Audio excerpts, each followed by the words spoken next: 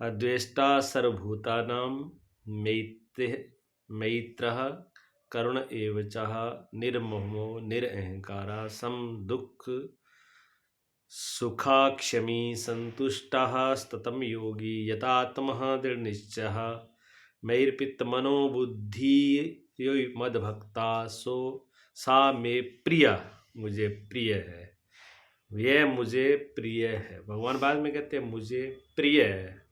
कौन प्रिय है? क्या आदमी प्रिय है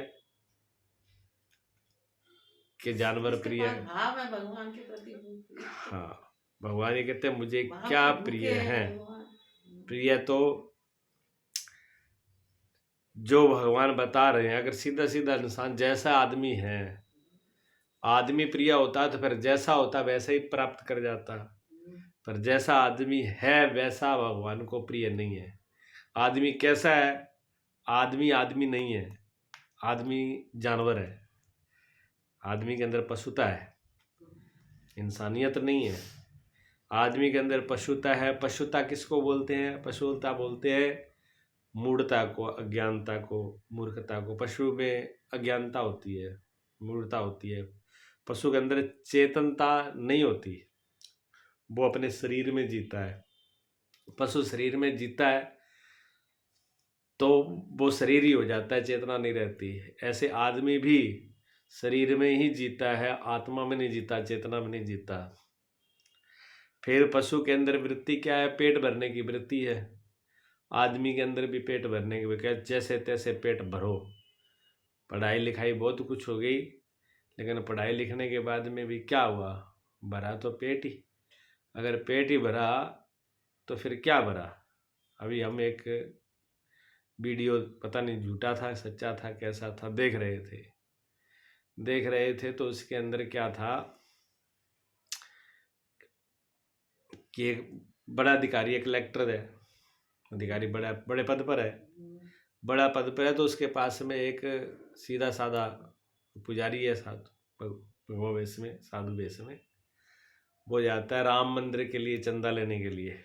अच्छा, अभी फिलहाल की बात? हाँ, फिलहाल की बता रहा हूँ आपको, वीडियो में थी। तो वो जब उसमें लेने के लिए जाता है तो वो क्या कहता है, उसको बिठा लेता है, चंदा नहीं देता उसको। वो कहता है कि चंदा, अगर तुम स्कूल के लिए चंदा लेने आते तो हम तुम्हें चंदा दे देते। स्कूल का पक्षपाती, हम राम मंदिर के लिए चंदा नहीं देंगे। राम मंदिर से क्या हो जाएगा? राम से क्या, मंदिर से क्या होना है? राम से क्या होना है? तुम्हारे जैसे फिर पुजारी होंगे, भीख मांगेंगे, तो भिखारी थोड़ी पैदा करने हैं। तो हम स्कूल में गए पढ़े लिखे, तो हम कलेक्टर लग गए। ऐसे कलेक्टर थोड़ी लग जाते। बात सत्य है। वो बात बोल रहा है, वो सत्य बोल रहा है, लेकिन आधी सत्य बोल रहा है, आधी झूठ बोल रहा है। आधे का अज्ञान उसे भी है। बेशक वो बड़ी डिग्री पे हो गया, बेशक कलेक्टर जहाँ बड़ा कुछ भी बन गया हो, लेकिन आधा ही अभी ज्ञान है, पूरा ज्ञान नहीं है। जो विद्या उसने पढ़ी है वो आधी पढ़ी है। आधी मैंने, वो विद्या जो संविधान है वो हमारे शरीर के लिए है। संविधान हमारी आत्मा के लिए, हमारे मन के लिए, बुद्धि के लिए नहीं है। संविधान हमारे शरीर पर ही काम करता है। संविधान से, अगर संविधान के तहत आप अगर किसी के साथ अत्याचार करते हो, अगर आपने किसी को मारा, तो संविधान की धारा आपके ऊपर लागू होगी। लेकिन आप मन में बैठे बैठे कितने लोगों की हिंसा कर रहे हो, मन से आप कितनों के साथ द्वेष कर रहे हो, मन से कितनों के साथ राग कर रहे हो, तो ये संविधान कुछ नहीं कहेगा।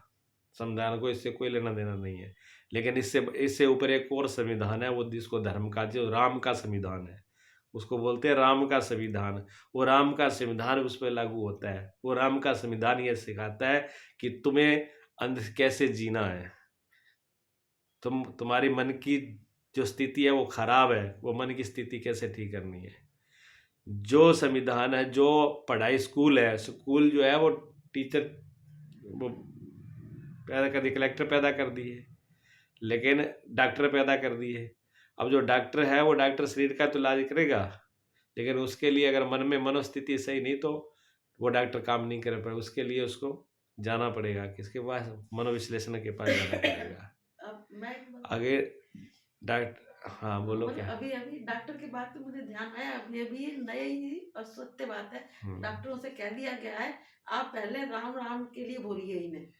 हाँ, पहले इनको जब राम मरीज राम के, जाएंगे हाँ उनको पहले आप राम नाम के लिए बोलिए, अध्यात्म से जुड़े, तब हाँ अपना राम। इलाज। फिर एक बात और सही भी है बात ना, है ये तो। डॉक्टर भी नहीं क्या तो कहता है, डॉक्टर पे डॉक्टर छुट्टी कहता कड़ी है आएगी। जब मरीज की हालत खराब हो तो वहाँ वो ये भी तो कहता है देखो मैं प्रयास करना है, बचेगा नहीं बचेगा क्या हुआ वो तो अब उससे परमात्मा के, जरूर जुड़े, अभी वो पहले परमात्मा के जुड़े। हाथ में है, वो भी उसका अगर वो राम, नहीं सिखाएंगे तो उन पे राम का कार्रवाई सहारा करी लेता है। जाएगी। लिखा भी रहता है हमारे हाथ में कुछ है, हमारा हाथ में कर्म है, वो उसमें है।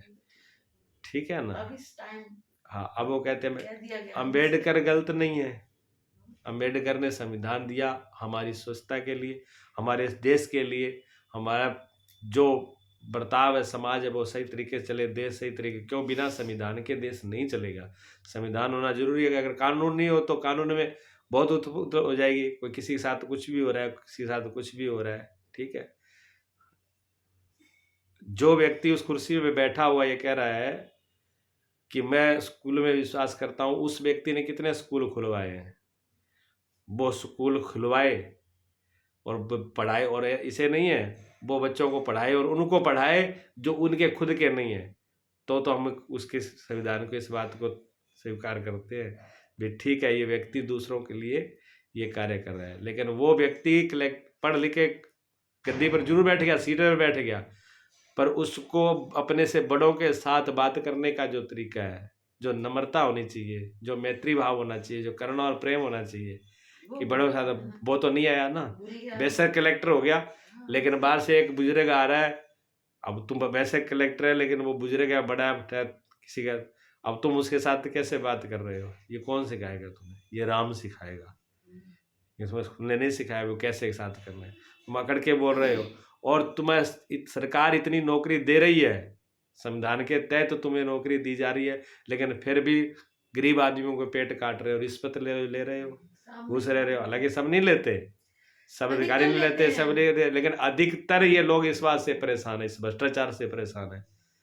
ये स्कूल ने नहीं सिखाया, स्कूल ने पेट भरना सिखाया, लेकिन स्कूल ने ये तो नहीं सिखाया भी तुम्हें अपने धर्म और नीति पर रहना है, अपने मर्यादा में रहना है, भी अपनी मर्यादा में रहना है, अपने धर्म पर रहना है, अपने दूसरों के लिए भी हमको कुछ सोचना है। ये राम, ये धर्म सिखाता है। अच्छा, फिर जब स्कूल ने पढ़ा लिखा दिया, मान लिया हमने स्कूल पढ़ा लिखा दिया, अधिकारी बन गए, दरोगा बन गए, कलेक्टर बन गए, उनका काम क्या है, समाज की सेवा करना। फिर उनके लिए दफ्तरों की, ये दफ्तरों पे इतने कुर्सियां, इतने एसी लगा रखे, इतना वो कर रखे, क्यों कर रखा है, इनको फील्ड में रहना चाहिए, ये जाएं रोड पे सबकी समस्या सुने और काम करें, इनके लिए कोई ऑफिस नहीं होना चाहिए इनके लिए।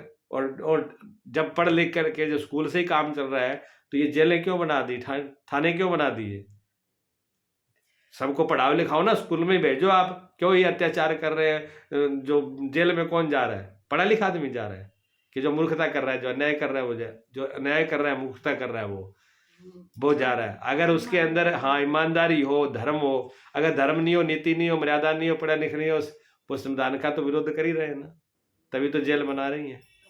और थाने के अंदर पुलिस को, दरोगा को थाने के अंदर रहने की क्या जरूरत है, वो तुम्हारी समाज की सेवा के लिए है ना। चलो सजा के लिए, अपराधियों के लिए जेल बना दी, ठीक है, लेकिन ये थाने में की व्यवस्था इनकी नहीं होनी चाहिए। इनमें तो सीधा बस ऑनलाइन नंबर है फोन पे, सीधे फोन करके दरोगा बुलाओ, रोड पे दरोगा रोड पे भी रहना चाहिए, गश्त पे रहो, देखते रहो जनता की सेवा में, पुलिस वाले भी रोड पे खड़े रहे सब। लेकिन व्यवस्था के बगैर, बिना थाने के, बिना हॉस्पिटल के, बिना स्कूल के और बिना जेल के काम नहीं चलता है। तो बिना धर्म के, बिना आश्रम, हाँ बिना धर्म के और बिना मंदिर के भी काम नहीं चलेगा। जो मानवता की शिक्षा आएगी वो मंदिर से ही आएगी। अब बहुत से लोग कहते हैं अरे फिर क्या राम ही तो थे, राम जी तो थे, राम का जब इतना इधर कर देते पूजा, वैसे मंदिर बना देते, पूरी दुनिया में डोरा पीट रखा है पूरे बाहर से, इतना बड़ा मंदिर, ये वो, इतना खर्चा, इतना प्रचार करने की क्या जरूरत है। हम कहते हैं ये प्रचार भी कम है, जो राम की ऊंचाई है, जो राम का लेवल है वो इतना ऊंचा है कि तीनों लोकों में भी डोरा पीटा जाए तो भी वो कम है। हम किसी चीज की मूर्ति ऊंचे करके रखते हैं, अपने सम्मानने की, अपने पूजनियों का स्वरूप हम ऊंचा करके रखते हैं, अच्छा बना कर। उसका मतलब क्या होता है, उसका मतलब है कि इतने ऊंचे हैं, चेतना से इतने ऊंचे हैं, समझ जाओ। हाँ, कि जिसको हमें वहां पर हम उस चेतना पर पहुंचने के लिए हमें प्रयास करना पड़ेगा। देखें हम बोले राम राज्य इसलिए नहीं, राम सिर्फ दशरथ के बेटा थे उसी की बात नहीं हो रही है। राम का जो व्यक्तित्व है, राम जी ने जो आकर के आदर्श यहाँ दिया, राम जी ने जिस कष्ट को भोगा, जिस मर्यादा को रखा, जिस संविधान को रखा, क्या संविधान का राम जी ने पालन नहीं किया? वो भी तो राजकुमार थे, उन्होंने भी तो संविधान का पालन किया था।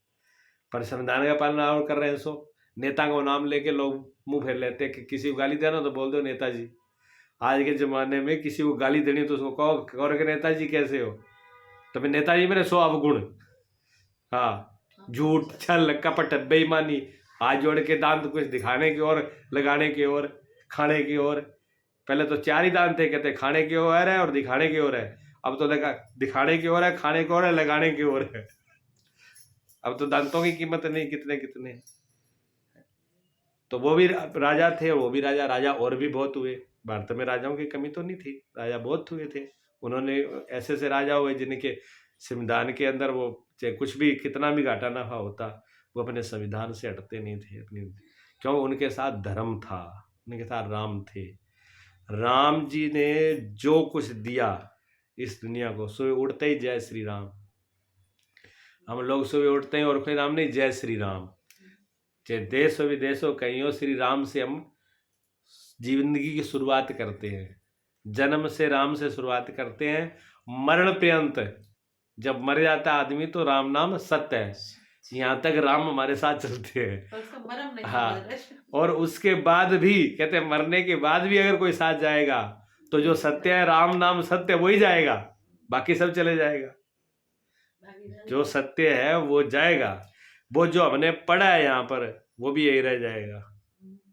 जो स्कूल से हमने विद्या पढ़ी है वो तो हमारे शरीर के लिए, खाने पीने व्यवस्था के लिए थी, ठीक है, जरूरी है, लेकिन उसके आगे आगे क्या, मानवता क्या है?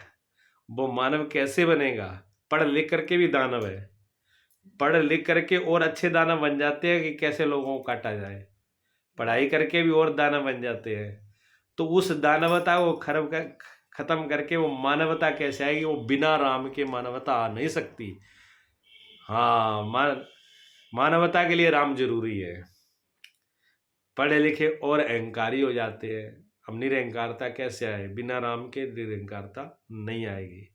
पहले के जो बेईमानी भर गई है इतनी कि और लूटे और इकट्ठा करें और ये अपरिग्रह और ईमानदारी कैसे आएगी? कैसे होगा ईमानदार? राम ईमानदार थे, राम करुणावान थे, राम को कहते हैं कृपालु दयालु। दयालु नाम था उनका, कृपालु नाम था, वो दया करने वाले थे, करने वाले थे। ऐसे निरे पढ़े लिखे हैं जिनके अंदर दया नहीं है, निर्दयता है। पढ़े लिखे हमने इतने बड़े देखे कि अपने माँ बाप का भी सम्मान करना नहीं जानते, अपने बड़ों का सम्मान। हाँ, अनपढ़। मैं एक बार खड़ा था प्रोग्राम में, आश्रम में, अब सब जगह जाना होता है हम लोगों का। जब गांव में हम जाते हैं तो गांव में बड़ा बुजुर्ग हो जाए, वो उनकी 70 साल की, 75 साल की, 90 साल की उम्र है, जब वो किसी संत को, साधु को, किसी आदमी को देखते हैं या किसी अधिकारी को भी देखते हैं, हाथ जोड़ करके राम राम करेंगे। साधु को तो खूब अच्छे से प्रणाम करेंगे, झुकेंगे। उनको लगता है कि हमारे यहाँ कोई भगवान आए हैं, इतना उनके अंदर सदा प्रेम होगा। अगर बड़ा अधिकारी भी जाता है गांव में तो लोग साहब जी करके आकर के, कोई चाय पिलाएगा, कोई कुछ करेगा, पूछेगा, मान करेगा। अधिकारी का भी मन करता है और खुश मन करता है। और अनजाने में कोई भूखा प्यासा चला गया तो गांव में भूखा रहने नहीं देंगे, उसको भी खिलाएंगे, पिलाएंगे, वस्त्र देंगे और उसका भोजन का प्रबंध करेंगे। उनके अंदर इतना भाव है। और कॉलेज के जो पढ़े लिखे कॉलेज के बच्चे हैं वो निकले, वैसे साधु खड़ा रहो, कोई खड़ा रहो, वो ना राम राम करेंगे, ना झुकेंगे, ना नमस्कार करेंगे। वो अपने जैसे ऊँट की तरह ऊपर उठाए जा रहे हैं वैसे जाएंगे, अपनी मस्ती में जाएंगे, उनको कोई खड़ा रहो कोई मतलब नहीं उनको। तो वो ऐसी पढ़ाई किस काम की है जो अपने को, बड़ों को देख करके वो झुक भी नहीं सके, नमस्कार भी नहीं करे, कायदा कानून भी ना रख सके। क्या है? अनपढ़ आदमी कानून तोड़ने में डरता है, अनपढ़ आदमी संविधान का पालन करता है। पढ़ा लिखा और उसमें पढ़ा लिखा तोड़ने में देर नहीं लगाता। खोज देख लेंगे लेता क्या है। होगा, 1 मिनट में तोड़ देता है? देखेंगे क्या, देखो 2 मिनट लगाता रहता ना, हाँ वो तो उसमें ध्यान से लगाता रहता, अलग इसमें गाँव कैसे देखता है, इसमें से काट कैसे, देते हैं। इसमें से भी कैसे निकालें हम, कानून में जी अपनी तरकीब कैसे निकालें। इसके और ये लिए देखा जाता है, ज्यादातर देखा जाता है, इनके लिए वकील बन जाते हैं, उनके फिर लिए वकील बन जाते एक हैं, से ऐसे वकील निदान बन नहीं जाते है। हैं। तो ये कौन सिखाएगा, ये धर्म बगैर राम के कोई नहीं सिखाएगा, बिना धर्म के ये हो नहीं सकता है। इसलिए हमने अपने नाम को ऊंचा रखा है, उनके ऊंचा वो कहते हैं इतना नाम नहीं, अभी तो ये कम है। उनका तीनों लोक में प्रचार हो, तीनों लोक में उनका सम्मान हो, तीनों लोगों के अंदर, सब लोगों के अंदर उस आदर्श का हृदय में हो कि उस ऐसा आदर्श जीवन में हो, तो कहीं दंगा प्रसाद जेल इनकी जरूरत ही नहीं होगी। कोई आदमी के साथ अत्याचार होगा ही नहीं बिना के। सारा कुछ डंडे के बल से नहीं होता, बहुत कुछ प्रेम के बल पर भी होता है, शिक्षा के बल पर भी होता है, नीति के बल पर भी होता है, धर्म के बल पर भी होता है। तो जो संविधान है, संविधान बुरा नहीं है। संविधान को तो नाम ले करके सिर्फ अम्बेडकर का भी उनका अपमान करते हैं ऐसे लोग जो कहते हैं हम अम्बेडकर, ऐसा तो अम्बेडकर ने भी नहीं बोला होगा जैसा ये बोलते हैं। उनके अंदर भी इतनी सभ्यता, उतना मान, उतनी दृष्टि रही होगी, तभी तो वो ऐसा संविधान लिख पाए। उन्होंने करके दिखाया, उन्होंने करके दिखाया। करते नहीं है। हाँ, अभी इतनी मेहनत करके, छोटे कुल में पैदा हो करके और अपनी इतनी मेहनत करी और ऐसा संविधान रखा जो पूरे वर्ल्ड में दूसरे जगह संविधान नहीं है। अम्बेडकर जैसा संविधान जो भारत को दिया है वो किसी दूसरे देश में नहीं है। इतना विस्तार से, लंबा चौड़ा, इतने ब्रिक से उन्होंने संविधान लिखा और उसको सब लोगों ने स्वीकार किया। उनके अंदर इतना उनके अंदर समझ रही है। उन्होंने किसी का अपमान नहीं किया होगा, उनका बेशक कर दिया हो किसी ने, लेकिन उनका नहीं किया। हाँ, लेकिन दूसरे लोगों ने, अब वो जो उनके पीछे चलते हैं उनको पता नहीं हम क्या कर रहे हैं। तुम भी कुछ करो तो कोई बुराई नहीं है, लेकिन उसके लिए राम बिना राम का मानने वालों को ये जरूरी नहीं कि वो राम की पूजा कर रहा है, राम की मूर्ति के आगे खड़ा है, लेकिन राम का जो आदर्श है, राम के जो गुण हैं, जो उसकी चेतना है, राम की चेतना, जब हम अच्छाई की तरफ चलेंगे, जब हमारे अंदर बड़ापन आएगा तो राम की चेतना हमारे अंदर प्रवेश हो जाएगी। हम उस ऊंचाई पे पहुंच जाएं कि हम उस राम के, हमारे अंदर ही वो राम तो अंदर, राम तत्व जो है, राम का जो चेतन तत्व है, जो राम की जो ऊंचाई है वो हमारे अंदर आ जाए तो राम प्रकट होने लगे, हो जाएगा, सब हो जाएगा मन के अंदर। हाँ, सब कुछ होने लगेगा। तो दूसरे, इसलिए दूसरा आदमी भी कहता है कि ये आदमी राम जैसा है, ये तो राम है। और जब वो शैतान बन जाता है तो कहते हैं ये राम नहीं, ये रावण है पक्का। ये आज का रावण यही है। पढ़ा लिखा तो रावण भी वो था, 4 वेद, उसका शास्त्र और सारी विद्या वो भी जानता था, लेकिन राम की पदवी वो नहीं ले पाया। और राम जी भी कोई अनपढ़ मूर्ख नहीं थे। यह नहीं कि वो विद्यालय में नहीं गए, गुरु गृह पढ़ने गए रघुराई अल्पकाल विद्या से, वो भी गुरुओं के पास गए, वो भी स्कूल पढ़े, उन्होंने भी उस मर्यादा का पालन किया, लेकिन पढ़ करके उन्होंने उस आदर्श को अपने जीवन में लेके आए। और जो जिनका आदर्श पूरी दुनिया के लिए सम्माननीय है, पूजनीय है, इतना उच्च स्तर का है, हमारा जीवन बहुत नीचे स्तर का है, इसलिए प्रिय नहीं है। भगवान कहते हैं, ये बात भगवान कृष्ण कह रहे हैं गीता में, मुझे क्या प्रिय है।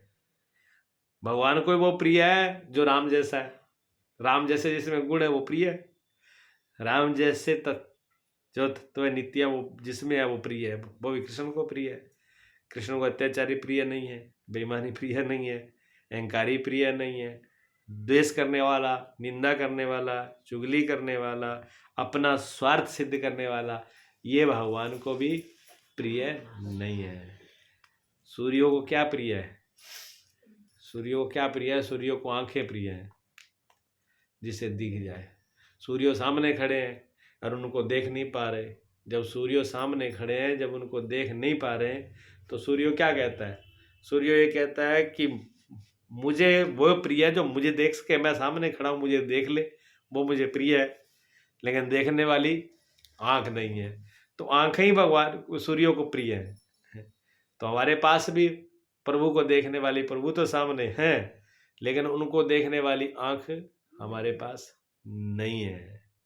जब उनको देखने वाली आंख हमारे पास होगी तो फिर उसमें देर नहीं है। फिर हम जिसको कहते हैं वो कहाँ है, निराकार है कि साकार है। निराकार बनेगा, पूजना चाहिए, साकार पूजना चाहिए, इसको पूजने चाहिए, और 100 प्रकार की बातें होती हैं। और निराकार आदमी क्यों नहीं पूछ सकता? निराकार कठिन क्यों है? क्योंकि हम हर चीज़ अपने मन से, आंखों से तो तोलेंगे। जिसको देखेंगे अपनी आंख और मन से देखेंगे तो हमारे मन की ताकत कितनी है? हमारा मन क्या पूरे आकाश को भर लेगा अपने अंदर? क्या हमारी आंख पूरे आकाश को एक साथ देख लेगी? कितना का देख पाती है? थोड़ा सा देख लेती है, बाकी तो अंदाजा लगाती है। तो क्या कहते हैं, आकाश असीम। हाँ, फिर क्या कहते हैं, आकाश असीम और अनंत है।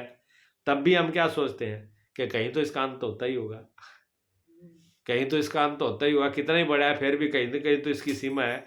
फिर भी हम अपने मन के अंदर अपनी उस सीमा को बांध लेते हैं। इसी प्रकार जो वो अनंत है, निराकार, जिसका आकार ही नहीं है, उसको अपने मन में कैसे आकार, कैसे धारण करेंगे?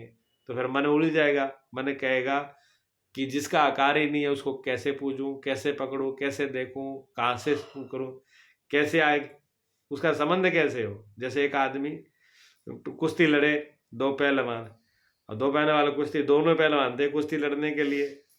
तो उन्होंने रोज उनकी होती है, कौन, वो कहता हम ताकतवर है, वो कहे हम ताकतवर हैं। तो पहलवानों ने तारीख रख ली, सुबह 8 बजे जो है अखाड़े में आ जियो।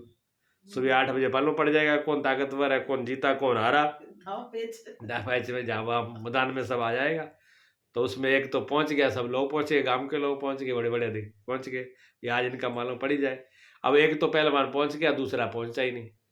दूसरा पहुंचा ही नहीं, उसने अपने किसी का हाथ में पत्र लिख करके भेजा, क्या ऐसा है कि हम तो किसी मजबूरी में फंस गए, आ नहीं पाएंगे, पर तुम कुश्ती जारी रखो, कुश्ती जारी रखो। अब वो कहता है कुश्ती किससे जारी रखूं? आकाश से, तारों से, कि जनता से? कुश्ती जिससे कुश्ती होनी है, जब वो ही नहीं आ रहा तो कुश्ती किससे करूं? मुकाबले वाला, जैसे मुकाबले वाला जब एक तरफ है, फिर तो कुछ हो ही नहीं सकता, कोई हल नहीं है। तो इसी प्रकार मन की हालत यही है। हमें कहते हैं, जब मन कहते हैं निराकार की बात आती है तो मन कहता है फिर जब आकार ही नहीं तो फिर किससे लड़ूं कुश्ती? इसलिए फिर आकार से शुरू, आकार से हो जाती है। जिनको मन से शुरू करनी हो तो फिर कोई न कोई स्वरूप, कोई न कोई आकार से, कोई न कोई सारा मंत्र विधि पकड़ करके वो चलता है। फिर धीरे धीरे पहुंचता तो वही है, लेकिन एक बार सारा हो जाता है। और जो हालांकि ये नहीं कि निराकार का मार्ग नहीं है, जहाँ जा नहीं सकते, जहाँ गए नहीं, बहुत से साधक, बहुत से संत उसी रास्ते से भी गए हैं। पर निराकार से वो पहुंच सकता है जो अपने मन को एक तरफ कर दे, जो मन को हटाने के लिए तैयार हो। वो अपने मन को ही एक तरफ कर दे, ना मन रहेगा ना आकार रहेगा, क्योंकि सारे आकार मन से बनते हैं। जब मन को हटा के एक तरफ कर दिया तो समस्या खत्म है। अब जिसका मन ही नहीं है उसको कहो कि तुम साकार की पूजा करो, नहीं कर पाएगा। किसकी करे वो? जब मन ही नहीं रहा तो पूजा किसकी करे, फोटो किसकी माने, किसकी विधि करे, किसका नाम करे? सब कुछ मन से होता है, और मन ही नहीं है उसके लिए साकार का रास्ता मुश्किल है। और जिसके पास मन से जो चलना चाहता है एक बार, उसके लिए निराकार का रास्ता कठिन है। और ज्यादातर मन के सहारे से जीते हैं। कठिन है जब तक हाँ, जानते ही नहीं है तो मन का, इसलिए स्वरूप से सभी संतों ने फिर विधि दे दी कि कोई न कोई सहारा दे दिया कि अब ये सीधा बिना बैसाखी के खड़ा नहीं होगा। एक बार जैसे डॉक्टर लोग के टांग का ऑपरेशन करें तो एक बार बैसाखी दे देते हैं, ले भी इस बैसाखी के सारे चलते रहना। लेकिन सदा के लिए थोड़ी पकड़ाते हैं कि बैसाखी सदा ही लेके रखना। जब वो ठीक हो जाए, उसकी टांग ठीक हो जाए, इलाज मुंडा ठीक हो जाए, तो फिर तुम दौड़ो, बैसाखी डाल दो नीचे, फिर तुम चलो। लेकिन बहुत से लोग फिर बैसाखी पकड़ के बैठ जाते हैं, वही भी समस्या है। बैसाखी एक बार पकड़ानी जरूरी है, फिर छुड़ानी भी जरूरी है। तो दोनों, अब जिसके लिए छुड़ानी जरूरी है, अब किसी का इलाज हो चुका, वो सुवस्था पर पहुंच गया, उसको डॉक्टर बोलेगा छोड़ इसको, चल गिरा बैसाखी। और कोई अभी अभी जाके भर्ती हो रहा है, उसको इलाज ही करा रहा है डॉक्टर। अब जिसको अभी गया इलाज करा रहा है, वो कहेगा देखो डॉक्टर उसकी छुड़ा रहा है, मुझे जबरदस्ती पकड़ा रहा है। जान लगा लेते हैं। तो डॉक्टर तो जानता है ना अभी किसको पकड़ाना है, किसको छुड़ाना है। हाँ, तो जहाँ तो हमें ऐसे डॉक्टर के पास सदगुरु का सहारा ले कि हम नहीं समझ पा रहे हैं, तो किसी महापुरुष का, किसी सदगुरु का सहारा ले कि वो जो कह रहे हैं वही करें। और जे हम अपना ही जानते हैं इतना, तो फिर किसी की पूछने की जरूरत नहीं, फिर तो छलांग लगा ही दें। लेकिन इतना हम कर नहीं पाते, तो बड़ी दिक्कत होती है। भगवान कहते हैं वो मुझे प्रिय है। कौन प्रिय है उसके लिए बताएंगे, एक एक गुण बता रहे हैं, एक एक उनका होना बता रहे हैं। जो पुरुष सब भूतों में द्वेष भाव से रहित है, जिसमें द्वेष ना हो, हाँ, बिल्कुल द्वेष नहीं रखता है। ऐसा पुरुष जो सभी भूतों में द्वेष से रहित है। सब भूतों में, एक में नहीं।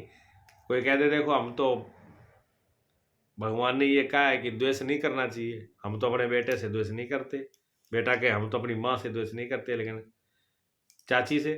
चाची को तो बिना गाली के बात ही ना करेंगे, ताई से तो हम शक्ल भी ना देखेंगे, हैं? तो वो फिर द्वेष भाव से रहित नहीं है। हाँ, भगवान कहते हैं सर्वभूत हो, सबको लेकर, किसी में भी नहीं हो, अपने और पराये का भेद ही नहीं है।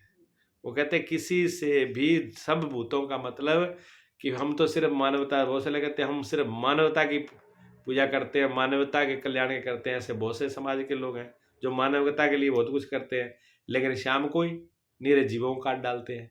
मुर्गा उनके यहाँ कट जाए, बकरा उनके यहाँ कट जाए, वैसे वो मानवता की बात करते हैं। जब तो मानवता के प्रति तुम्हारी दया भाव है, तो बकरा कैसे कट गया भाई, फिर मुर्गा कैसे कट गया, फिर कैसे जीव हत्या हो गई? तुम अपनी जीव के लिए, अपने सुख के लिए जीवों को तुमने मार दिया। तुम सर्वभूत, तो सब भूतों के हितकारी हो? तुम नहीं हो।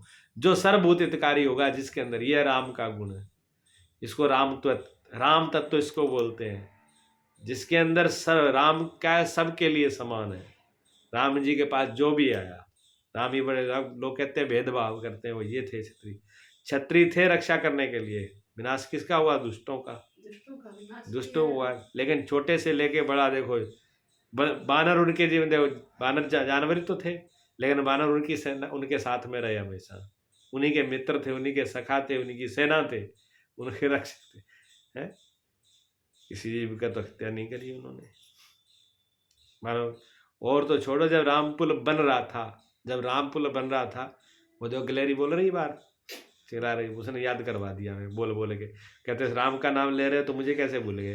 वो बीच में चिल्ला रही है, उसका भी वर्णन है। हाँ, वो कहते जब राम की बात हो रही है तो मुझे मत भूलना, मैं भी थी वहाँ। वो चिल्ला रही, देखी थी, जोर से चिल्ला रही, आ रही ना? हाँ, उसने याद दिला दिया कि मैं भी थी जब, हाँ, जब वो डर जा रहे थे पुल बराबर, बड़े बड़े लोग, बड़े बड़े बलवान लोग थे, बड़े बड़े पहाड़ के पहाड़, पत्थर के पत्थर डाल रहे थे उसमें, इतने बड़े समुद्र में। उसने क्या, वो उसे कितनी गलेरी की कितनी की ताकत है, नेक सी ताकत है। तो कभी अपनी चूम से, कभी पूंछ से, कभी शरीर से, नेक नेक कन लिपटा के उसमें ले आती। भगवान राम खड़े खड़े देखते, देखो छोटी सी है, जीवी है, छोटा सा गलेरी, लेकिन ये भी फूल में। भगवान ने उसको बुलाया, तुम क्या कर रहे हो? कि हम भी भगवान के फूल, भगवान राम के जो क्या है, धर्मपत्नी सीता वो उस पार है, और उस पार राम को पहुंचना है धर्म के लिए। तो उसके लिए सब लोग ये पुल बना रहे हैं, धर्म का काम कर रहे हैं। वो अधर्मी रावण है, वो सबको परेशान कर रहा है। उसके अंत के लिए तो हम भी धर्मी इस धर्म के कार्य में अपना सहयोग दे रहे हैं। तो उन्होंने कहा तुम तो बहुत छोटी हो, इतने से कण से क्या होगा? उन्होंने कहा कण से कुछ हो ना हो, जितना हमारा समर्थ है और उतना हमने समर्थ लगाया, लेकिन हमने रावण के पक्ष में नहीं लगाया, राम के पक्ष में लगाया। हमने धर्म के पक्ष में, अधर्म में हमने दस्तखत नहीं किया है। हमारा वोट अधर्म की तरफ नहीं गया है, हमारा वोट धर्म की तरफ है। जो छोटा हो चाहे बड़ा हो, कैंडिडेट तो है। हाँ, हाँ, चाहे वो छोटे थे, जितना भी कम सामर्थ्य था, उस पूरे सामर्थ्य को किसके प्रति? राम के प्रति, धर्म के प्रति, रावण के प्रति नहीं, राम के प्रति मैंने समर्पित किया अपना। तो भगवान राम ने कहते हैं प्रतीक ऐसा मानते हैं कि उसमें अभी भी तीन निशान है। भगवान ने उस पर हाथ रखा, उसका इतिहास आज भी जुड़ा हुआ है। चाहे हम छोटे हैं चाहे बड़े हैं, हमारी समर्थ बड़ी है चाहे छोटी है, लेकिन किसकी तरफ है? धर्म की तरफ है कि अधर्म की तरफ? सबसे बड़ी बात तो हमें यही सोचना है कि हमारा जो झुकाव है, जो हमारा समर्थ है, जो हमारी नीति है, वो धर्म की तरफ जा रही है कि अधर्म की तरफ जा रही है? आग लगाने की तरफ है कि बुझाने की तरफ है? बेशक हम आग बुझा नहीं पाए, लेकिन आग लगाने वालों का समर्थन तो नहीं किया। आग लगाने वाले के पक्ष में तो खड़े नहीं हुए, खड़े तो विपक्ष में ही थे, खड़े तो उनके सामने ही थे। लेकिन जनता ज़्यादातर आग लगाने के पक्ष में खड़ी हो जाती है। तो द्वेष जो है वो आग लगाना है। द्वेष का मतलब ही होता है ईर्षा, आग, जलन। तो हम जो है देख रहे हो, दो दूसरों को देख करके द्वेष करते हैं, जलन करते हैं। हो सकता है हम अपने से छोटा देखें, उससे जलन ना करें। हो सकता है जो हमसे छोटा है, हमसे समर्थ में छोटा है, हमसे पढ़ाई में छोटा है, उम्र से छोटा है, पैसे में छोटा है, ताकत में छोटा है, उसको देख करके तो हम भी उससे द्वेष ना करें। लेकिन हमसे बड़ा हो, पैसे में बड़ा हो, बढ़िया गाड़ी, बढ़िया कोठी हो, पढ़ा लिखा हो, ऊंचे पद का हो, उसको देखते ही हम जलने लगे। भगवान, हाँ, तो भगवान कहते हैं सारे, इसलिए उन्होंने कहा सारे, पूरी राड खत्म कर दी उन्होंने। ऐसे शब्द का उपयोग है कि सब भूतों में, सभी भूतों में आप जो है द्वेष से रहित हो, किसी के प्रति भी द्वेष भावना नहीं हो। जीव हो, मानव हो, स्त्री हो कि पुरुष हो, कि छोटा हो कि बड़ा हो, कि अमीर हो कि गरीब हो, पूरे गीता में कहीं जातिवाद आता नहीं है। पूरी गीता के अंदर, पूरे महाभारत के पूरे वेदों में, पूरे तो शास्त्र कहीं जाति का वो नहीं है, ये फलानी जाति का, ये फलानी जाति का, ये छोटा है, ये बड़ा है। अपने अपने कर्तव्य सभी के हैं, अपना अपना कर्म सभी का है। टीचर का पढ़ाने का काम है तो टीचर का काम पढ़ाने का है, वो अपनी जगह पर समान विद्या दे रहे हैं, ठीक है, तो विद्या का समान। लेकिन जो स्कूल में सफाई कर रहा है कर्मचारी, सफाई करने वाला कर्मचारी है, क्या उसका सम्मान कम है? सबसे बड़ा सम्मान तो उसका होना चाहिए कि वो उनको, टीचर को भी बैठने लायक जगह देता है। वो टीचर को भी बैठने की जो जगह दे रहा है, अगर वो साफ सफाई ना हो, कूड़ा कबाड़ हो, तो जब टीचर ही नहीं बैठ पाएगा तो विद्या क्या पढ़ाएगा वो? उसका सम्मान और बड़ा है। माँ जो है बच्चे को पालती पोसती है, तो माँ की गंदगी कौन साफ करता है? बच्चे की माँ ही तो करती है, कि उसके लिए कोई दूसरा आता है? बच्चे की गंदगी साफ करने वाली भी तो माँ है। जब बच्चे की गंदगी साफ करने वाली माँ है, तो फिर माँ भी उससे तोला जाए तो फिर माँ भी नीची है। माँ को बड़ा ओहदा काहे को दे रहे हैं? सफाई करने वाला बड़ा है, और साफ करने वाला कौन है? साफ करने वालों में सिर्फ ये नहीं है, टीचर भी सफाई कर रहा है। किसकी कर रहा है? अज्ञानता की। वो भी कुछ मूर्खता की सफाई कर रहा है, दिमाग में कूड़ा कबाड़ भरा है, उसको साफ ही तो कर रहा है। कोई अच्छाई पैदा कर रहा है, टीचर भी कर रहा है। संत महापुरुष क्या कर रहे हैं? महापुरुष भी तो सफाई कर रहे हैं। अब शिक्षा वो नहीं दी जा रही है ये। अब पहले बीच में ये काफी दी जाती थी, अब भी नहीं। अब दोबारा फिर जैसे देखो, जैसे जैसे ये राजाओं के ऊपर होता है। पहले जो दी जाती थी तब हमारे राजा अच्छे थे, उनकी सोच विचार नीतियाँ अच्छी थी। फिर बीच में मुगल राज आ गया, मुगल राजा मैकलो था, उन्होंने, उनकी नीतियाँ ऐसी थी, वो बहुत विचारक लोग थे इस मामले में। उन्होंने कहा देश को गुलाम कैसे बनाया जाए।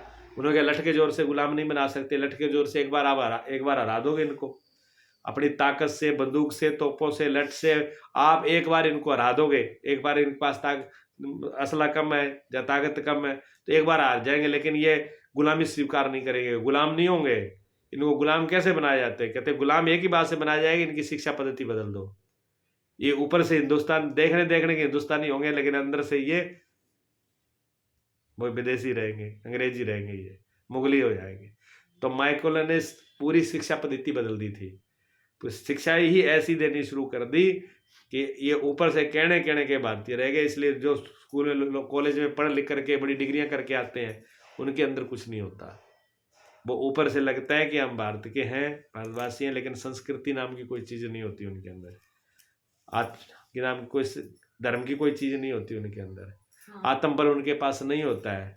आत्मबल नहीं होता, थोड़ी बुद्धि की शिक्षा जरूर हो जाती है, बुद्धि थोड़ी सी विकसित हो जाती है, टेक्निकल हो जाती है। फिर वो क्या करते हैं? फिर वो अटैक करते हैं, टेक्निकल के बाद फिर अटैक करते हैं।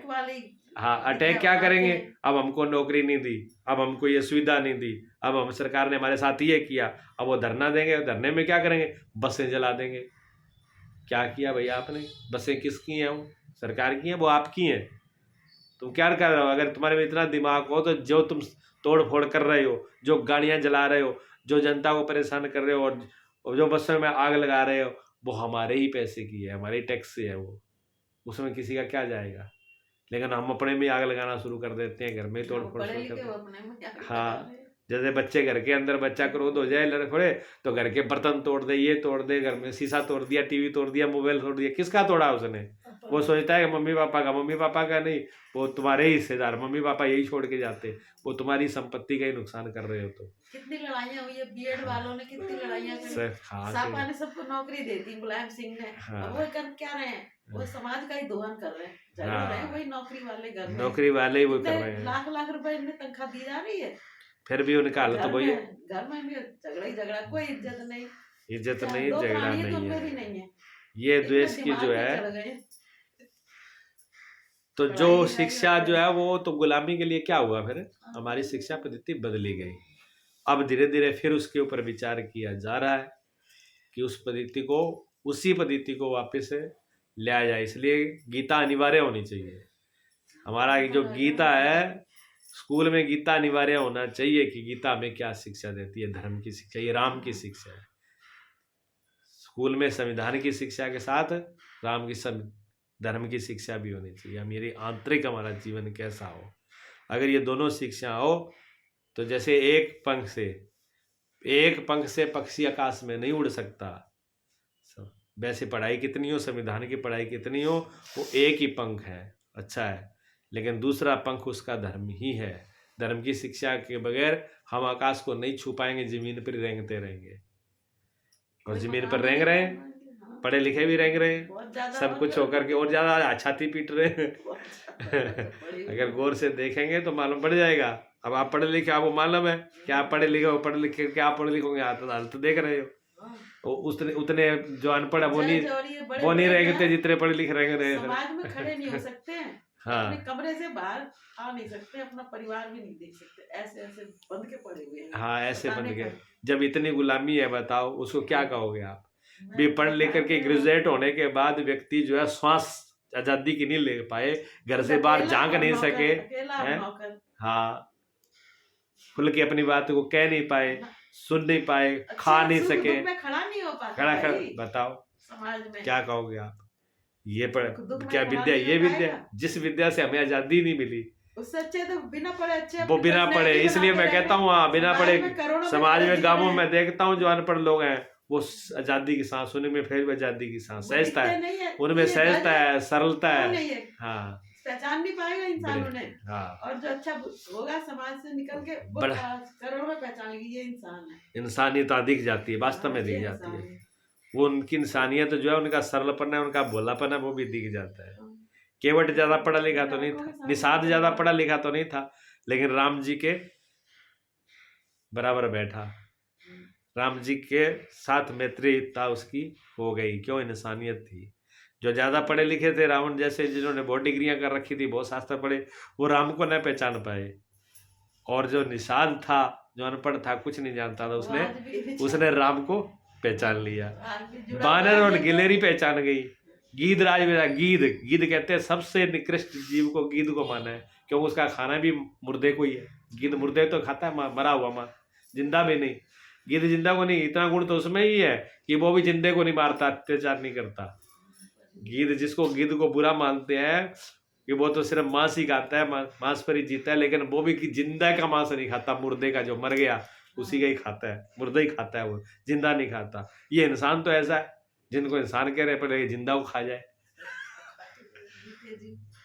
तो उस गीध ने भी देखो पहचान लिया, जब सीता को लेके जा रहे थे तो गीध ने भी धर्म के लिए खड़ा हो गया। उसने क्या, धर्म के लिए अपने प्राण दे देंगे, उनका भी नाम हो गया है? सीता के लिए। अयोध्या में कहते हैं आज तक हमारे देश से गीध चले गए थे नहीं, लेकिन जैसे ही स्थापना होने जा रही है वहाँ गीध आ गए, बंदर पहुंच गए, भालू पहुंच गए, गिद्ध पहुंच गए, और भी बहुत प्रकार के जानवर वहां पहुंच गए। हाँ, और वहाँ के आदमी को लोगों को दिखाया जाता आदमी है आदमियों को तो कि वहाँ निमंत्रण पे दिया, खुदा ने जिनको निमंत्रण दिया वो कहते हम क्यों जाए, ये तो मोदी का काम है। राम ने मोदी का ठेका थोड़ी लिया, राम तो सबके ही है। सबके हाँ, जितना राम हमने ने भी हलचल जितना है, क्या मोदी हो रहा है मोदी ये ने सब प्रयास भी? किया, इतना देवता तुम शरण करते को आ तो गए। तुम्हारे को भी हाँ। श्रेयस राम का मिल जाता। शेषनाग शेषनाग हाँ, का। हाँ। हाँ, उन्होंने कहा कि वहाँ हमारी बहुत भी प्रकार थी, के राम जीव जी आ हमसे रहे भी हैं, जुड़े हैं। बिना निमंत्रण के ही आ रहे हैं, देखिए आप। तो भोले बाबा पहले आए। तो भोले बाबा आएंगे, भोले बाबा जहाँ राम तो आएंगे वहाँ आएंगे। भोले भी आएंगे, सब आएंगे। भोले बाबा हाँ, जो सब देखो सर्वहित ये थे, राम जी सर्वभूतों के हित, सबका हित करने वाले थे, सबका हित करने वाले थे। इसलिए भगवान कहते हैं हमको प्रिय क्या है, वही भगवान कृष्ण कहते हैं मुझे प्रिय क्या है, जो सर्वभूतों में द्वेष से रहित है, किसी के प्रति जिसके द्वेष भावना नहीं है। अगर हम द्वेष से भरे हुए हैं, अच्छाई को देख के, किसी की भलाई को देख के, किसी की मेहनत को देख करके क्यों जल रहे हैं हम? जो काम हम नहीं कर पाए वो काम दूसरे ने कर दिया, तब हमको द्वेष हो रहा है, इसने क्यों कर दिया, इसका नाम क्यों हो गया? भी जो करेगा उसका नाम होगा। बल्कि ऐसी स्थिति में हमको उसको धन्यवाद देना चाहिए। अगर हमारे प्रति, हम किसी के प्रति द्वेष भाव से नहीं भरे हुए, तो हमको उसका धन्यवाद करना चाहिए। देखो, इसके लिए हम, हमारे भी मन में थी, हम भी चाहते थे कि ऐसा काम अच्छा हो, लेकिन हम नहीं कर पाए, हमको ऐसा संयोग, ऐसा नहीं मिल पाया, लेकिन आपने किया, बड़ी खुशी की बात है। वो काम आपने कर दिया, हमको प्रसन्नता हुई। घर में कोई काम हो और वो काम करने का, सबको मालूम, घर में 4 लोग हैं, चारों को पता है कि ये काम करना है, लेकिन 3 नहीं कर पाए, 1 कर पाए, तो 3 फिर 3 जो है वो 1 का विरोध करें, द्वेष करें, तुमने क्यों कर दिया? तीनों को तो प्रसन्नता होनी चाहिए कि ये काम जो है, चलो एक हम नहीं कर पाए, बड़े भैया ने कर दिया तो अच्छी बात है, या छोटे भैया ने कर दिया तो अच्छी बात है, काम हो गया परिवार हो में। गया, क्योंकि वो सबके लिए अच्छा है। ये अच्छा है। हाँ, तो द्वेष जो है नहीं हो, और स्वार्थ रहित सबका प्रेमी, प्रेमी सबका हो, लेकिन स्वार्थ से रहित हो। प्रेमी तो हम बन जाएंगे, लेकिन हमारा मतलब हल होना चाहिए। प्रेमी हमको किसी को बना लो, हम बुरे से बुरे, डाकू का, बदमाश का, जुआरी का, किसका हम प्रेमी नहीं बन जाएंगे, हमारा मतलब हल होना चाहिए। सही है। अगर गुंडे, बदमाश से, चोर से, जुआरी से, हत्यारे से भी हमारा काम निकलता हो, तो हम तो उसको भी मित्र बनाने के लिए तैयार है। क्यों नहीं? क्यों नहीं होगे बताओ? बदमाश सबके लिए बदमाश है, गुंडा सबके लिए गुंडा है, लेकिन अब हमको ले आकर के पैसे दे रहा है, लूट लाट करके। वो गया और लूट करके उसने हमको ले आके दिया, तो हमारा तो प्रिय मित्र ही है। हमारा मित्र किसको, जिससे हमारा स्वार्थ सिद्ध होता है, वो हमारा मित्र है, चाहे उसमें 100 अवगुण धरे हैं। अंततः यही हाँ, इंसान इसी का ही है। उसमें 100 अवगुण है, वो उन अवगुणों को नहीं देखेगा, क्योंकि उसका स्वार्थ सिद्ध हो रहा है, स्वार्थ इसलिए वो याद मित्र है। करेगा बस। एक आदमी ने हत्या कर डाली, मार डाली, लेकिन करे क्या? वो अधिकारी का मित्र है, क्यों? अधिकारी का उससे मतलब होता है। वो नेता का मित्र है, क्यों? नेताओं के लिए काम कर रहा है वो। छोड़ो भाई। हाँ, वो नेताओं के लिए काम कर रहा है, वो बड़े लोगों का काम कर रहा है, उसके लिए फोन पहुंच जाएंगे, साहब ये अपना आदमी है, चाहे हत्या हो गई, चाहे किसी का साथ अपमान कर दिया, चाहे किसी का बलात्कार कर दिया, लेकिन वो अब अपना आदमी है, इसलिए बात खत्म हो गई। क्यों? हमारा उससे स्वार्थ है ना।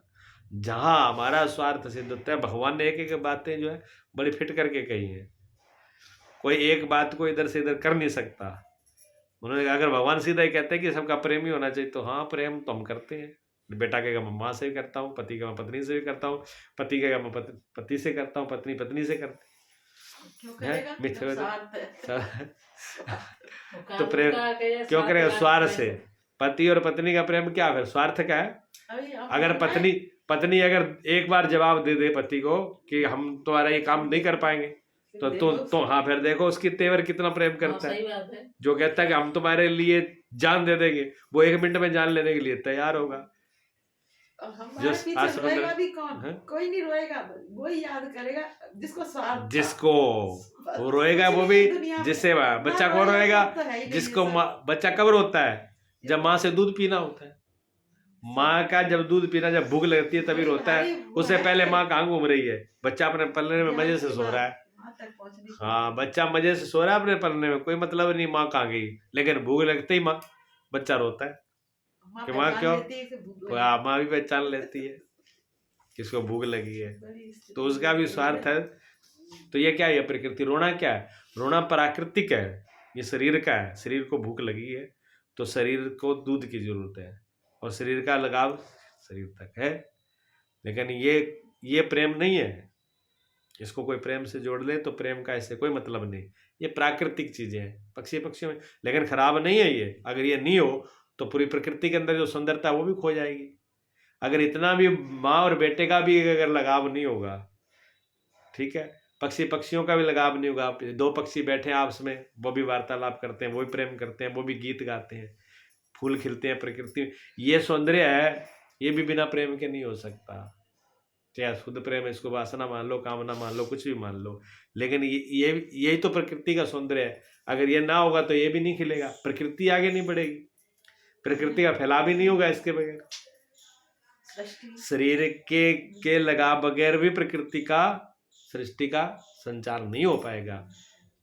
ये जरूर। लेकिन कोई इसी को मान ले कि ये सर्वश्रेष्ठ है, संविधान इसी पे संविधान लागू करके कहे कि ये संविधान बस सर्वोपरि है, नहीं। संविधान से परे वो राम जो है, जो राम वाला प्रेम है वो विलक्षण है, वो इनसे ऊपर उठ करके है, उसमें स्वार्थ नहीं है, वो बिना स्वार्थ का है। लेकिन जिसने जाना ही स्वार्थ हो, मजे की बात तो ये है ना कि जिसने जिंदगी में स्वार्थ ही जाना हो, स्वार्थ में जिया हो, स्वार्थ में रहा हो, वो इसको समझे कैसे भी निस्वार्थ भी कोई चीज होती है, समझ में आएगा नहीं। वो कहते हैं कहने की बात है, सुनने की बात है, बिना मतलब के कोई करता है। गाँव में चले जाओ, गांव में सुबह आदमी उठते जानकार हो अनजान हो राईगिरी हो कैसे हो, भाई साहब राम राम, सब लोग राम राम होती है, सब लोग खुश होते हैं, राम राम होते हैं। बड़े बड़े शहरों में आप रास्ते में चलते हो, पढ़े लिखे आदमी से कहना राम राम, क्यों बुलाई राम राम, क्या बात है, कोई काम है? मुझसे तो कोई काम है जब इसने राम राम बुलाई है। ये वो उसको बुला रहा है, राम राम कर रहा है, नमस्कार कर रहा है, इसका कोई मतलब होगा, मन में सोच लेगा पहले से, ऐसे तो राम राम बुला नहीं सकता, इसके पीछे कोई ना कोई कारण है, स्वार्थ है, कोई मतलब है, कोई पूछता होगा। तो हम पढ़े लिखे अगर बाजार की बात करें तो उसमें राम राम भी स्वार्थ से जुड़ गया।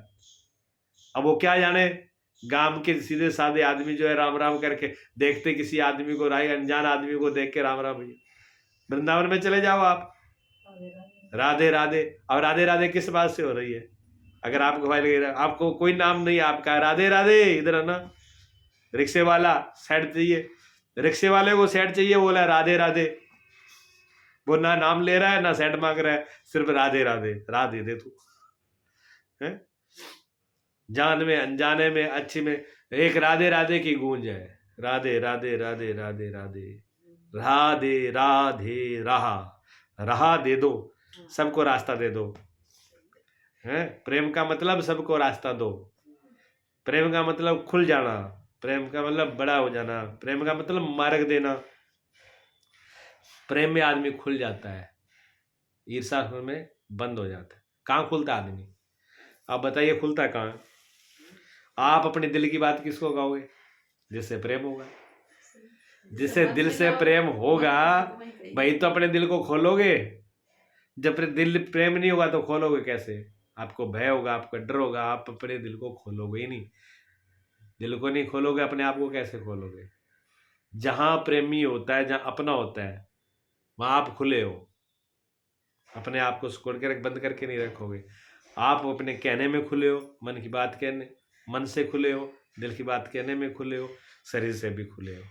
आपको भय नहीं है, प्रेम में भय नहीं है। जहाँ द्वेष होगा, ईर्षा होगी, वहां भय होगी, पता नहीं आदमी क्या कर दे, कब अटैक कर दे, क्या बोल दे, क्या छीन ले।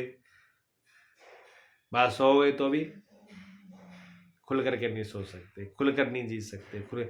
समाज में हम खुल करके नहीं बोल सकते, खुल करके नहीं जी सकते, खुल करके नहीं चल सकते, खुल करके नहीं खा पी सकते, खुल करके हम किसी से अपने समस्या को कह नहीं सकते। उसका कारण एक ही है कि प्रेम नहीं है, प्रेम नहीं है। आज आप देखो भय कहाँ होगा जहाँ प्रेम नहीं होगा। प्रेमी के सामने क्या भय है? पता नहीं क्या हो जाएगा। प्रेमी के सामने तो कोई भय नहीं है। एक बार वो जा रहे नाव में से, वो तो लोग जा रहे थे, उसमें एक फकीर भी बैठा था, एक जोड़ा शादी करके अभी आ ही रहा था तुरंत ही, प्रेमी प्रेम थे दोनों। तो कोई ऐसा हवा का झोंका आया, अब चाल जैसे पूरी नाव डोल गई, नाव डूबे तब डूबे, सब लोग घबरा गए, सब भगवान से प्रार्थना कर रहे हैं, कोई इससे कर रहा है, कोई इससे कर रहा है। लेकिन वो दूल्हा जो है वो मस्ती में बैठा है, दूल्हा अपनी मस्ती में बैठा है।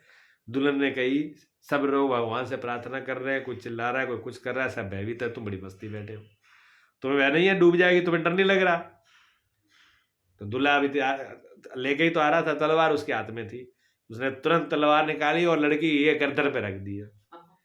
वो लड़की देख के हंसने लगी, उसने कहा तू हंस रही है, तेरी तलवार हमने गर्दन पे रख दी, तेरी अभी गर्दन काट के डाल देंगे, तू हमको देख के हंस रही है। उसने कहा मैं ऐसे ही ले रही है, तुम्हारी गर्दन काट ही नहीं सकते। उन्हें क्यों नहीं काट सकते कि तुम हमसे प्रेम करते हो, जो हमारा प्रेमी होगा वो हमारी गर्दन काट ही नहीं सकेगा। हमको विश्वास है इतना कि जब मुझे एक इंसान पे तुझे इतना विश्वास है प्रेम की वजह से कि मेरी गर्दन नहीं काट सकते, तो मेरा भगवान पे मुझे इतना विश्वास है वो हमें डुबोएगा नहीं। अगर वो डुबोएगा तो कोई बचाने वाला नहीं है। उसने डुबो दिया, वो भी पार हो गए, इसलिए मैं निश्चित बैठा हूँ। जो होगा सो बस उसके हाँ, हाथ में है वो। तो जहां प्रेम होता है वहां पर फिर भय नहीं होगा, फिर तो हम जो कहना है कह देंगे। प्रेम जहां भय हो, अगर प्रेमी से भी भय लगता हो तो प्रेम में अधूरा है, प्रेम में स्वार्थ है, प्रेम में कुछ मतलब है। क्यों? अगर प्रेमी से हमको भय लग रहा है, जिससे हमारा प्रेम है उससे भय लग रहा है, तो फिर हमारा उसके अंदर कुछ ना कुछ स्वार्थ है। क्या स्वार्थ है?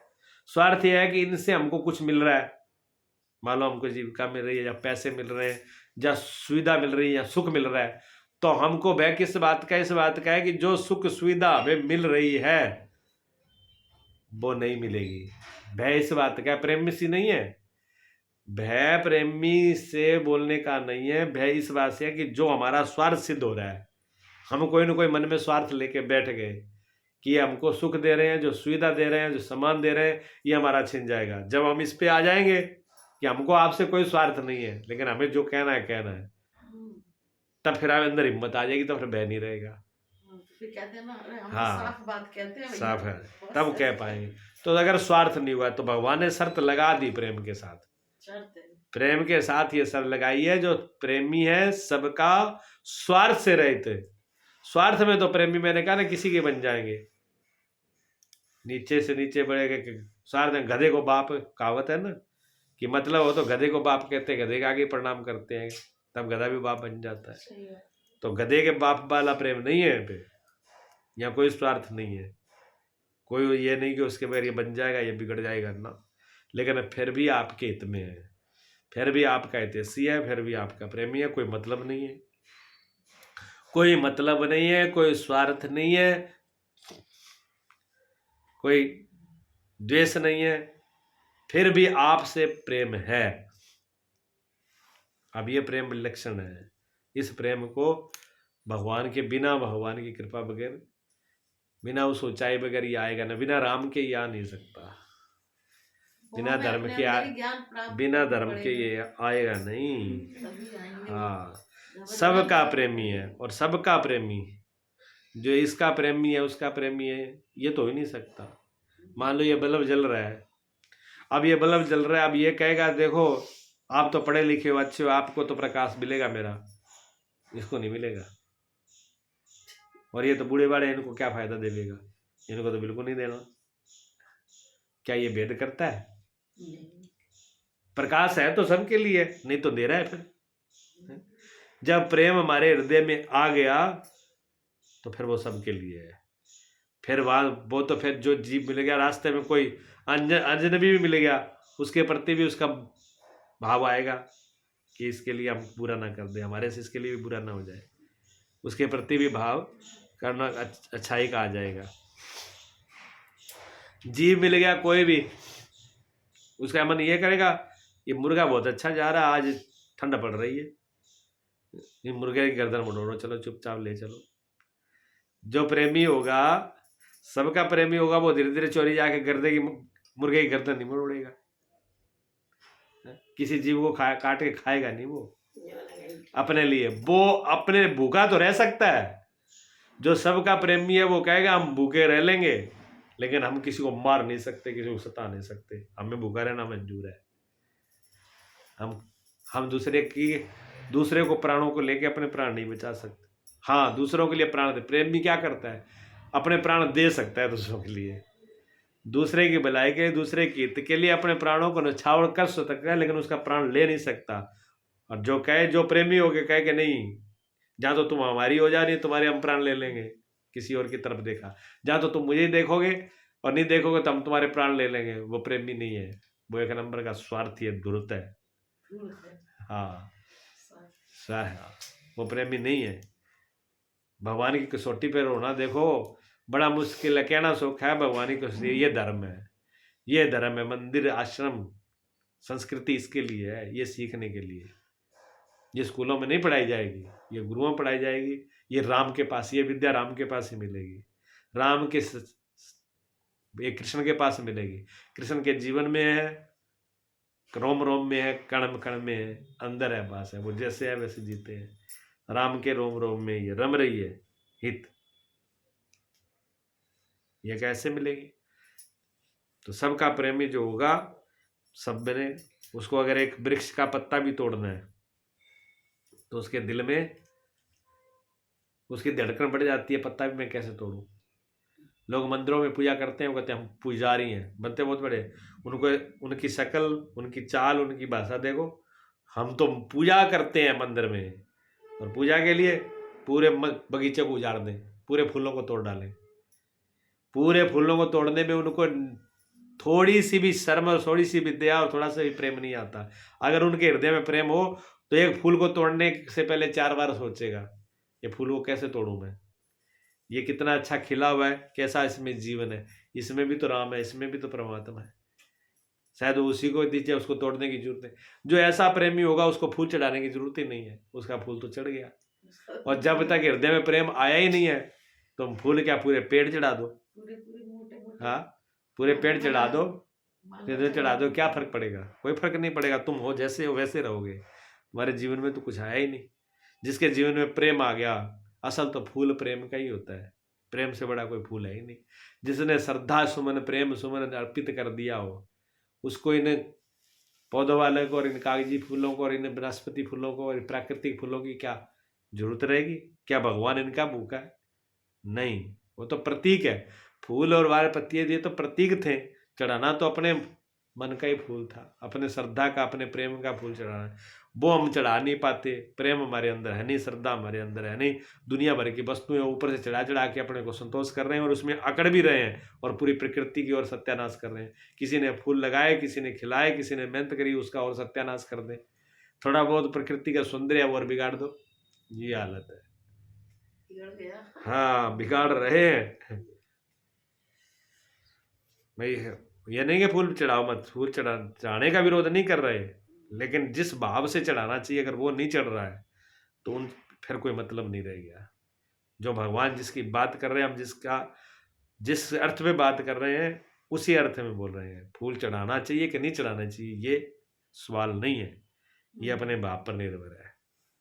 लेकिन बिना भाव के चढ़ाने का कोई मतलब नहीं रह गया और भगवान की प्रकृति को हमने ठेस पहुंचाई है तो हमारे अंदर हिंसा आ गई, प्रेम कहाँ रहा? फिर सबके प्रति प्रेम है तो हम ये ऐसा कर नहीं पाएंगे, मिटा नहीं पाएंगे किसी को। और हेतु रहित दयालु, दयालु दया तो है लेकिन कहते हैं कारण से रहता है। हेतु रहित का मतलब कारण, हेतु कहते हैं कारण को, कारण से रहता है। दयापन तो है, दया तो है हृदय में, दया आ जाती है। माँ को बच्चे को देख के दया आती है, दुखी को देख के दया आ जाती है, आती है हाँ। लेकिन वो कहते हैं कि बिना हमारा कोई उसमें कारण ना हो, इसमें दया उसमें कोई न कारण ना हो, कोई कारण के बिना ही कारण के जब दया आए तो वो दया है।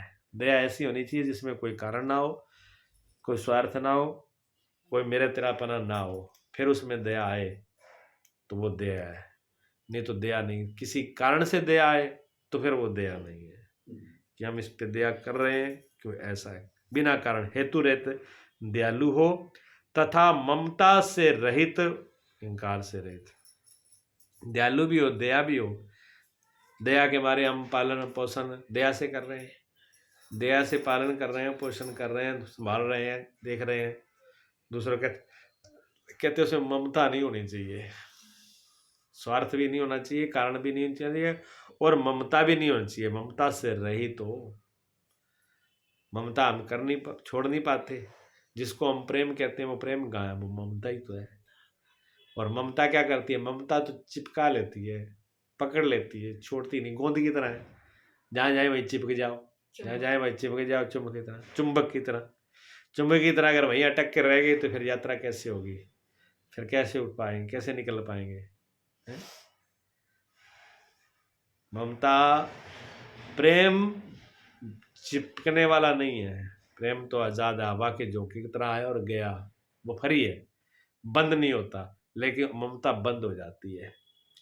ममता बंद हो जाती है, उतने अपने परिवार से, उतने घर से, उतने मेरे से, उतने जो अपने अपने लग रहे हैं, ये मेरा परिवार है, ये मेरा है, उनके प्रति तो ममता फिर वहीं रुक जाती है।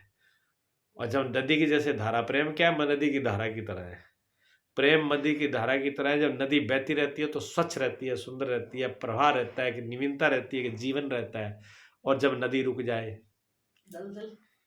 दलदल डबरा बन जाएगी, तालाब बन जाए, डबरा बन जाए, रुक जाए तो बदबू देता, सड़ांत पैदा होती है।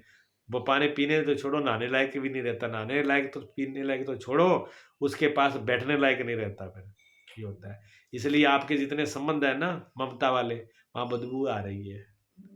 जहाँ ममता के संबंध है वहाँ बदबू उठ रही है, वहाँ उनके पास बैठने में भी दिक्कत होती है। अगर प्रेम होता तो खुशबू होती है, कि सुगंध होती है, कि ताजापना होता। जहाँ प्रेम होता है, जहाँ बैठ करके सिर्फ सुगंध उठे, शांति मिले, ताजगी आ जाए, नवीनता आ जाए, तो समझो कि यहाँ प्रेम है। और जब उसी प्रेम की जगह पर श्रांत पैदा होने लगे, पैदा होने लगे, ईर्षा पैदा होने लगे, एक दूसरे के प्रति भावनाओं में फर्क आने लगे, तो समझो कि ये ममता, अब ये डबरा बनने लगा। अब ये डबरा बनने लगा है, अब ये तालाब बनने लगा है, अब ये सड़ांत पैदा हो गई, ये धारा रुक गई नदी की। भाव की धारा, प्रेम की धारा रुकनी नहीं चाहिए। अगर वो रुक जाती है तो फिर बदबू देती है, फिर वहां पर धुआं उठता है। नीचे तो आग सुलगती है, अंदर तो आग सुलगती है, बाहर धुआं ही धुआं। आग तो कम दिखती है, फिर धुआं दिखता है। आग की सबको भी दिखता है, धुआं फिर सबको भी दिखता है, आस पड़ोसियों को भी दिखता है, रिश्तेदारों को भी दिखता है, दूर तक फैल जाता है। ये जल्दी फैलता है, धुआं फैलता है ना दूर तक, दूर से। नहीं फैली थी। आग तो दिखाई देगी नहीं, लेकिन धुआं दूर से दिख जाता है। लेकिन जो समझदार होते हैं वो क्या कहते हैं? जहाँ धुआं है वहाँ आग जरूर है। जब धुआं उठ रहा है तो वो जान जाता है कि यहाँ पर आग लगी है, बिना आग के धुआं हो ही नहीं सकता। ये सिद्धांत है, न्याय सिद्धांत है ये तो, कि बिना अग्नि के धुआं नहीं हो सकता। बिना धुआं की आग तो हो सकती है, लेकिन बिना आग के धुआं नहीं हो सकता। अगर धुआं उठ रहा है जिंदगी में, अगर धुआं है, धुंधलापन आ गया जिंदगी में, अगर कोई दिखाई नहीं दे रहा, अंधेरापन दिखाई दे रहा है, अगर हम उलझ रहे हैं संबंधों में उलझ रहे हैं, तो इसका मतलब कि ममता है। ममता को त्याग करें। भगवान कहते हैं ममता त्याग दे, प्रेम रहेगा, प्रेम धारा की तरह बहेगा, क्या रहेगा। कुछ नहीं करे, वो उसके साथ उससे बात ही नहीं कर रहे भगवान। यहाँ दूसरे की बात नहीं कर रहे, वो तो सिर्फ जो हमारी बात कर रहे हैं। हाँ, जो सामने खड़ा है उसकी बात कर रहे हैं। वो कहता है तुम दूसरे को बदलने के लिए तो सभी तैयार है। दूसरे के बदलने के लिए तो सभी कह रहे हैं ना कि वो बदल जाए, लोग ऐसा होना चाहिए, दुनिया ऐसी होनी चाहिए, फलाना ऐसा होना चाहिए। उसकी तो बात ही नहीं। भगवान सीधे कहते हैं तुम कैसे हो, तुम्हें कैसा होना चाहिए। भगवान तो सीधा सीधा कहते हैं तुम्हारे मतलब तुमसे है, दूसरा कैसा है, क्या कर रहा है, इससे तो मतलब ही नहीं है। तुम बदलो, तुम कैसे हो, तुम जब तक नहीं बदलोगे तब तक बात बनने वाली नहीं है। बदलते ना, बदला लेने के तैयार है। आप बदलते नहीं, बदला लेने के लिए तैयार है। जो बदला लेने वाला है तो वो ममता में बदला ही है। ममता में बदला ही है। और क्या है, आज हमने तुम्हारे लिए किया है, कल तुम हमारे लिए करना। ये ममता, ये प्रेम थोड़ी है। नहीं करेंगे तो 100 बार बोलेंगे। हाँ, उसको चाहे तो जहाँ बदले की भावना है, हमने तुम्हारे लिए ये किया, तुमको हमने रोटी खिलाई तो तुम हमें ये दो, तुम्हारा ये काम करो। तुमने बदला भी नहीं है तो भी वो इंसान तो वैसे ही है। हाँ, तो ममता, जहाँ ममता होती है तो ममता में श्रांत दोष पैदा हो जाते हैं, दुर्गंध पैदा हो जाती है, सन बिगड़ जाते हैं। इसलिए जहाँ भी दयालुता हो, जहाँ प्रेम हो, वहाँ ममता न हो, इस बात का ध्यान रखिए, क्योंकि ममता इनके करीब रहती है। प्रेम कब ममता और कब प्रेम है तुम जान ही नहीं पाओगे। लेकिन जब जान पाओगे, जब धुआं उठने लगे, जब सड़ान आने लगे, धारा रुक जाए, तो समझ लो कि अब प्रेम नहीं है, ये गड़बड़ है, प्रेम के नाम पे कुछ और हो रहा है। ये ममता ही है? और कहते हैं क्षमावान नहीं, अहंकार से रहित, अहंकार से रहित। दूसरा अहंकार, जिस निरअहकार, अब निरअहकार कौन हो पाएगा बताओ। भगवान कहते हैं, भगवान इतनी शर्त लगा रहे हैं कि ऐसा व्यक्ति चाहिए, निर्ममो निरअहकारा, ममता ना हो और अहंकार ना हो। अहंकार मैं छोड़ने के लिए कौन तैयार है? मैं तो छोड़ना ही नहीं चाहता। प्रेम करता वही कहता मैं कर रहा हूँ, ममता वाला ही कहता मैं कर रहा हूँ, दान वाला ही कहता मैं कर रहा हूँ, अच्छाई वाला ही कहता मैं कर रहा हूँ, बुराई वाला भी कहता मैं कर रहा हूँ। मैं अपने आप को तो और तो सब छोड़ने के लिए तैयार है, मैं अपने आप को छोड़ने के लिए तैयार नहीं, अहम को छोड़ने के लिए तैयार नहीं। और मैं सबकी इनकी जड़ तो यही है, मैं। भगवान कहते हैं जो कुछ आप कर रहे हो, द्वेष से रहित हो, दयालु हो, कृपालु हो, तस रहित हो, लेकिन कब हो पाएगा? ये कब हो पाएगा? प्रेम कब हो पाएगा? दयावान कब हो पाओगे आप? ममता से रहित कब हो पाओगे? सब भूतों में एक समान कब हो पाओगे? जब तुम हट जाओगे। जब तक तुम रहोगे तब तक ये बीमारी जाएगी नहीं। इसलिए अपने आप को हटाओ, पहले तो अहंकार को हटाओ। जो कुछ कर रहे हो उसमें अपनापन, मेरापन ना हो, उसमें राम जी कन्हैया तुम्हारी कृपा से सब काम हो रहा है। करते तुम मेरा हो, नाम हो रहा है। करते तुम हो, मेरा नाम हो रहा है। देखने में मैं दिख रहा हूँ, लोग देखते हैं कि ये कर रहे हैं, देखो ये सेवा कर रहे हैं, ये कर रहे हैं, अच्छाई कर रहे हैं, कि देखने में मेरा ऊपर का रूप, मेरे कपड़े, मेरे वस्त्र, मेरा शरीर दिख रहा है, लेकिन हकीकत में तो तुम ही कर रहे हो। जो अंदर बैठे राम, रोम रोम में जो रम रहे हैं, कण कण में जो बास कृष्ण, करने वाला वही कर रहा है। राम जी की कृपा से काम हो रहा है, कन्हैया की कृपा से काम हो रहा है, सतगुरु की कृपा से काम हो रहा है, न नाम मेरा हो रहा है। इतनी बात को जो समझ लेगा कि उससे हो रहा है, मैं तो बीच में ऐसी अटका हूं। कुछ लोग बेफालतू बीच में आ जाते हैं, करते कुछ नहीं है, लेकिन बीच बीच में लुढ़कते रहेंगे, मैं। शादी में फूफा जवाई, कोई मतलब नहीं, कुर्सी तोड़ेंगे तब, लेकिन बीच में दिखाएंगे जरूर कि हम हैं यहाँ पर। सब मुख्य आदमी तो हम ही है यहाँ पर, हमारा हक का हमको पूछते नहीं, हमारी सबसे पहले हमें पूछो। करना उन्होंने कुछ नहीं, लेकिन दिखाना है चाहती तो देखो आगे खड़ेंगे, और नहीं गड़बड़ 1 मिनट रोटी लेट पूछे, देखो सबको पूछा जा रहा, हमें नहीं पूछा जा रहा। पुरानी दुश्मनी और निकाल पुरानी जो पहले की जो अंदर दबी पड़ी है, वो देखते हैं अभी मौका है, वह खुशी में, अब ये खुशी का मोल है, अब इसके अंदर डालो भंग, घर वालों की। हाँ, अब ये शांति रहनी नहीं चाहिए, ये शांति से होनी नहीं चाहिए। अब इसमें आग फैलाओ, अब वो दिखाएंगे अपना। बहुत से लोग ऐसे होते हैं समाज में भी, कोई शांति का काम, धर्म का काम, अच्छा काम होता हो तो वो बीच में हम क्या खाम खा, तो तुम कौन हो कि हम खाम खा है? कोई तो गराती होता है, कोई बराती होता है, कोई खाम खा होता है। ना वो गराती है ना बराती है। देखो गराती तो होते हैं घर वाले, गराती तो घर वाले हैं, तो काम करना ही है, ठीक है ना। और बराती कौन है? जो बारात से आएंगे लड़के के जो पक्ष वाले हैं, तो कुछ तो उस पक्ष वाले, कुछ आते हैं, लेकिन कुछ बीच में रिश्तेदार ऐसे होते हैं ना घर के होते हैं ना बाहर वाले के होते, ना तो वो बराती वालों को होते ना घर वालों को होते, ऐसे होते हैं, वो होते हैं खाम खा, और वही बीच में उड़दंग करते हैं, वही बिगाड़ते हैं। ऐसे धर्म के काम में कहीं भी अच्छा काम होता हो, धर्म का काम हो रहा हो, और राम जी का मंदिर बन रहा है, जिसको 1 रुपया देना नहीं है, लेना नहीं है, कुछ जीवन का बलिदान दिया नहीं है, उसके लिए कुछ उपाय किया नहीं है, वो कहते हैं ये नहीं होना चाहिए, वो नहीं, बड़े बड़े वक्तव्य देते हैं, तुमको ये क्या है, खाम खाई तो और क्या है, खाम खाए को कोई मतलब नहीं है।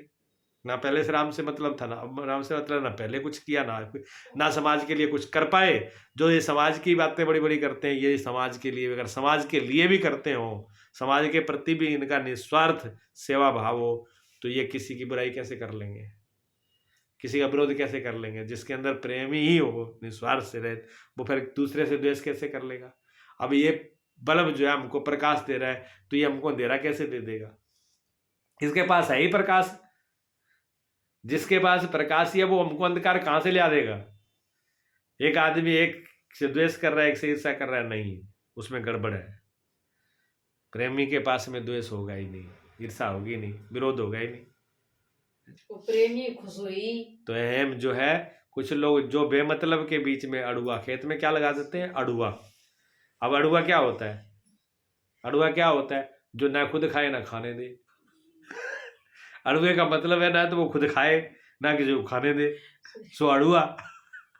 इसलिए नाम भी उसका आड़ू, आड़ू से, आड़ू शब्द से अड़ुआ आया है ना, कि आड़ू है बीच में अड़ा रहे, अड़ा रहे, अड़ा रहे, बेमतलब से अड़ा ही रहे।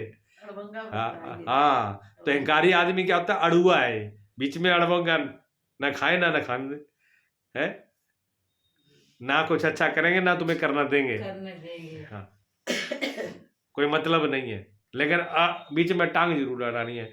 ये अड़ुए है। एम ऐसा है जो न तो धर्म की तरफ जाए न जाने दे, लेकिन वो दिखाता जरूर है कि हमसे बड़ा धर्मात्मा तो कोई नहीं है। दान करेगा तो भी दिखाएगा कि मेरे से बड़ा कोई दान नहीं हो सकता है। तो ये अहंकार है। तो भगवान कहते हैं कि ध्यान रखना तुम्हारा एम कहीं खड़ा हो जाए कि हम प्रेमी हैं, हम स्वार्थ रहित हैं, हम दयालु हैं। अगर ऐसा भी आ गया तो गड़बड़ हो गया। हाँ, गड़बड़ हो गया। हाँ जी, कुछ भी हो गड़बड़ तो लग जाएगा वो। सुख और दुखों की प्राप्ति में सम, सुख और दुख की प्राप्ति में सम। अगर सुखी है, घर में सब कुछ है, अच्छा है, खाना पीना रहना परिवार सब सुख सुविधा सब अच्छी है, तो बुराया नहीं जाता, तभी अपना ठीक है, भगवान ने दे रखा है, सबका संयोग है, अपना भी बरतो दूसरों को भी बरतो। आपके पास भगवान ने इतना दिया है सुख कि उस सुख को दूसरों को भी बांटो, उसका उसमें भी दूसरों का सहयोगी बनाओ कि प्रभु का हमारा कुछ नहीं, इसमें सभी का है। अब सुख इतना आ गया कि अब इससे नीचे दिखाई नहीं दे रहा भी कोई है, पैरों में भी कोई है, कोई जीव भी है नीचे, कोई हमसे छोटा भी है, कोई भिखारी है। बड़े बड़े घरों के गेट बंद रहते हैं और वो भिखारियों के दर्शन नहीं कर पाते। भिखारी पड़ोसी भी नहीं जानते, अपन के पड़ोसी भी नहीं जानते, और भिखारी को वो कुछ नहीं दे सकते। भिखारी को तो सवाल ही नहीं है, सवाल ही नहीं है। भिखारी तो उनको लगता है कि हमारा दुश्मन है सबसे बड़ा ये, कि उनके पास है, क्योंकि चाहेगा मांगेगा, हाँ ले जाएगा। सुख में इतने बोरा जाते हैं कि किसी को समझते ही नहीं अपने बराबर, और दुख में फिर ऐसे लोग दुख में ऐसे मूंदी कगार के पड़े होते हैं कि फिर सब कुछ भूल जाते हैं। जो ज्यादा सुख में बुराएगा उसको दुख भी परेशान करेगा। जो सुख में सम रहता है, जिसको सुख उत्तेजित नहीं करता, सुख जिसको बढ़ावा नहीं देते, उसको फिर दुख भी, वो सुख दुख भी सहन कर जाएगा। दुख भी ज्यादा उसको विचलित नहीं करता। जितना आदमी सुख के पीछे दौड़ेगा उतना ही दुख उसके बराबर साथ में चलेगा, दोनों एक साथ में। पीठ आगे सुख है, पीठ पीछे दुख है। एक ही आदमी है ये, दो आदमी नहीं है। सुख और दुख दो आदमी नहीं है, एक ही है। अगर आपने सुख बुलाया तो चेहरे का आगे से सुख देखने में होगा, पीछे दुख खड़ा है, पीठ उसकी वही है, उसकी पीठ वही है। अगर दुख है तो पीठ की वो आदमी खड़ा है, सुख दूसरी तरफ है। यानी एक के दो पहलू, एक ही आदमी के दो हैं, एक पीठ की तरफ है, एक सीधे की तरफ है। सीधे की तरफ चाहते हैं कि सीधा सीधा मिल जाए और पीठ ना मिले, ऐसा होना मुश्किल है। इसलिए पूरा ही पीछा छुड़ाना हो तो उस पूरे आदमी से ही दूर रहो। ना भैया तेरा चेहरा चाहिए, ना तेरी पीठ चाहिए। जब चेहरे का त्याग कर दिया तो पीठ का क्या सर में लेना हमें। ना सुख चाहिए ना दुख चाहिए, ना सुख ना दुख है। दोनों को ही तो जिंदगी तो देने के लिए तैयार होता है। जो सुख की चाह करता है, जो सुख के लिए उपाय करता है, जो ज्यादा सुख सुविधा में रहना चाहता है, वो दुख में रहेगा, बचेगा नहीं। वो यही सोचता रहेगा हाँ, कैसे। इसलिए जो सुख के पीछे पड़े हुए हैं वो ज्यादा दुखी होते हैं, परेशान होते हैं, दौड़ते रहते हैं, नहीं मिलते तो फिर हाँ यही तो है। बीपी बढ़ता है उनका, बीपी बढ़ेगा, फिर दवाइयाँ खाएंगे, पैसे बढ़ेगी, दवाइयाँ खाएंगे, फिर और बढ़ेगा, फिर और खाएंगे, फिर और बढ़ेगा, फिर और पाएंगे, फिर बढ़ता बढ़ता इतना बढ़ जाएगा कि शमशान में पहुंच जाएगा, डिप्रेशन में। ये तो ऊपर वाले के भी रात में। हाँ, सुख दुख की प्राप्ति में सम और क्षमावान है। चाहे सुख हो दुख हो, कोई कैसी स्थिति है, जो सम रहता है उसको ज्यादा फर्क नहीं पड़ता। फिर क्षमावान है। क्षमावान भी बहुत योगी समुदाय भगवान ने कहा क्षमा किसको करते हो? कहते क्षमा जब अपने से बड़ा देखते हैं, किसी ने गलती करी, अब हमारा मन तो होता है कि इसकी ठुकाई कर दे, लेकिन वो अपने बड़ा है, ताकत में है, अगर हमने उस पर ठुकाई करी तो वो ढंग से ठुकाई करेगा आगे से, तो फिर क्या करेंगे? फिर क्षमा ही करेंगे और क्या करेंगे? ये क्षमा करनी है। अपने के बड़ों को हम क्षमा कर देते हैं, क्यों? डर के मारे कि कार्रवाई होगी। हाँ, लेकिन अपने को छोटों को क्षमा नहीं करते, तुरंत हम दंडित कर देते हैं, तुरंत उस पर हाथ उठा देते हैं, तुरंत गाली गलौज कर देते हैं, तुरंत उनका पान कर देते हैं। छोटों के प्रति हम क्षमावान नहीं होते, बड़ों के प्रति क्षमावान होते हैं, क्योंकि वहां से प्रतिक्रिया आएगी, वो फिर अच्छी से आएगी तो सुधार देगी।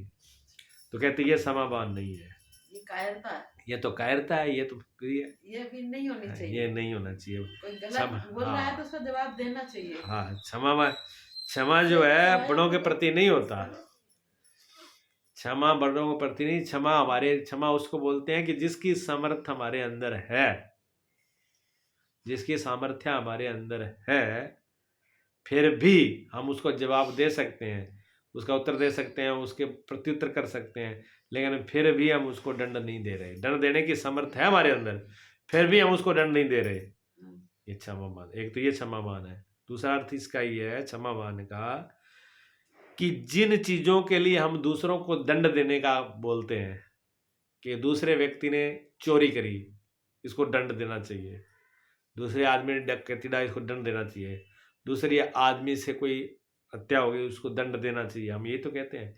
दूसरे आदमी ने किसी के प्रति अपनी इच्छा पूर्ति के लिए किसी के साथ जबरदस्ती करी, हम कहते हैं इसको दंड देना चाहिए, या किसी का अपमान किया, ठीक है ना?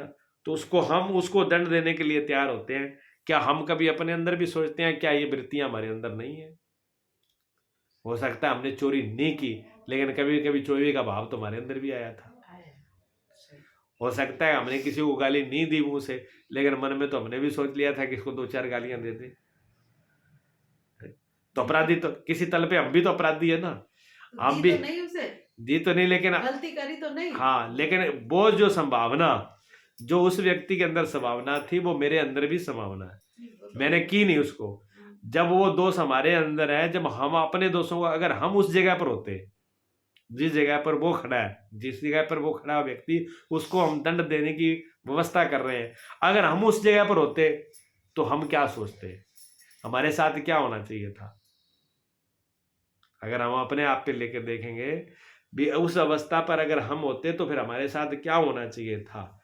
तो हम ये सोचते भी चलो गलती हो गई, तो अब उस गलती को हमें क्षमा किया जाए। हम भी अंदर से ये कहते हैं गलती हो गई, अनजान से हो गई, गुस्से में आ गए, क्रोध आ गया था, क्रोध में हमें गाली दे बैठे, तो हमको एक बार क्षमा करो। हाँ, बार बार करता है वो तो बात अलग है। तो इसलिए तो दंड की व्यवस्था रखी है ना, कि ये गलती को अगर बार बार करता हो तो उसको हिसाब से दंड देना चाहिए, लेकिन जाने अनजाने में हो तो क्षमा के लिए विधान रखा गया, संविधान में भी रखा गया कि पहली बार कोई व्यक्ति के अनजाने में किसी के साथ कोई टकराव हो गया, अनजाने में कुछ हो गया, तो भूल से हो गया, तो सभी लोग, अधिकारी लोग भी कहते हैं कि चलो इसको क्षमा कर दो। ना सोची समझी साजिश, जैसे हाँ, भाषा ना में समझे, बोलते हैं। हाँ जी, कोई सोची समझी जब सोचे समझे तय से करता है तो फिर उसको हिसाब से उसको वो किया जाता है, दंडित किया जाता है। तो क्षमा इसलिए, जैसे हम दोषों के प्रति, देखो कोई आदमी, हर आदमी कामना में जाके पछताता है, अपनी कामना में फंस करके हर आदमी पछताता है, ठीक है? क्रोध करने के बाद हर आदमी पछताता है, रात में सोचेगा, हाँ ये हमने कर दिया, तो इसका मतलब है कि हम वो करना नहीं चाह रहे थे, तब हमारे साथ हो गया, तो हो गया ये। ऐसे नहीं कि सभी अपराधी जो जेल में है उन्होंने अपराध करने की सोची थी, उसमें 90% ये होते हैं कि वो कहते हैं कि हमने ये सोचा ही नहीं था कि हम कभी ऐसा कर लेंगे। बेटे ने बाप को मार डाला, वो सोचता है कि मैंने कभी सपने में नहीं सोचा था कि मेरे हाथ से बाप की हत्या हो जाएगी, लेकिन वो जेल भुगत रहा है। तो वो क्या ये हुआ, ये हमारे उस आवेश में हुआ जो हमारे अंदर था, हमारे अंदर जो दोष था, अगर वो दोष हमारे अंदर खत्म हो चुके हैं, हमारे अंदर कामना नहीं है, हमारे अंदर क्रोध नहीं है, हमारे अंदर ईर्ष्या नहीं है, हमारे अंदर द्वेष नहीं है, तो हमारे अंदर क्षमा भाव अपने आप ही आ जाएगा।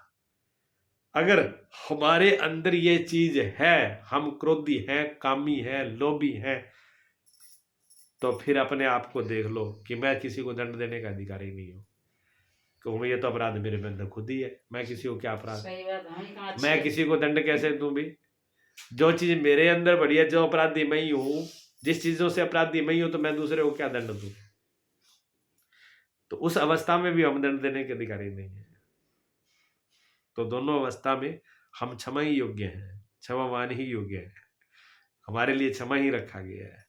तो भगवान ने कहा कि क्षमावान होना चाहिए, लेकिन हम अपने से छोटों को तुरंत दंड देने की सोचते हैं, दूसरे की गलती पर तुरंत दंड का निर्णय करते हैं और अपनी गलती पर तुरंत पर्दा क्षमा, अपने आप को तुरंत क्षमा करते अपने हैं। को क्षमा कर कोई बात नहीं, नेक्स्ट सी गलती होगी तो क्या हो गया, अरे थोड़ा सा किसी का बुरा कर दिया, गाली निकल गई तो क्या हो गया, तो हमारी डारोगे हमें। बस। लेकिन उसके लिए हम दूसरे के लिए नहीं सोचते, हम भी इससे भी तो गलती हो गई, कोई बात नहीं, इसको भी उसने छोड़ो। शेर का समाया दे दिया, मतलब एक हाँ, भाषा है जैसे, ऐसे हो जाता। तो उसे क्षमा ही अर्थात करता है। अपराध करने वाले को भी अभय देने वाला, क्षमावान का मतलब यही है कि अगर किसी से अपराध हो भी गया हो तो उसको भी अभय, निर्भय करने वाला है।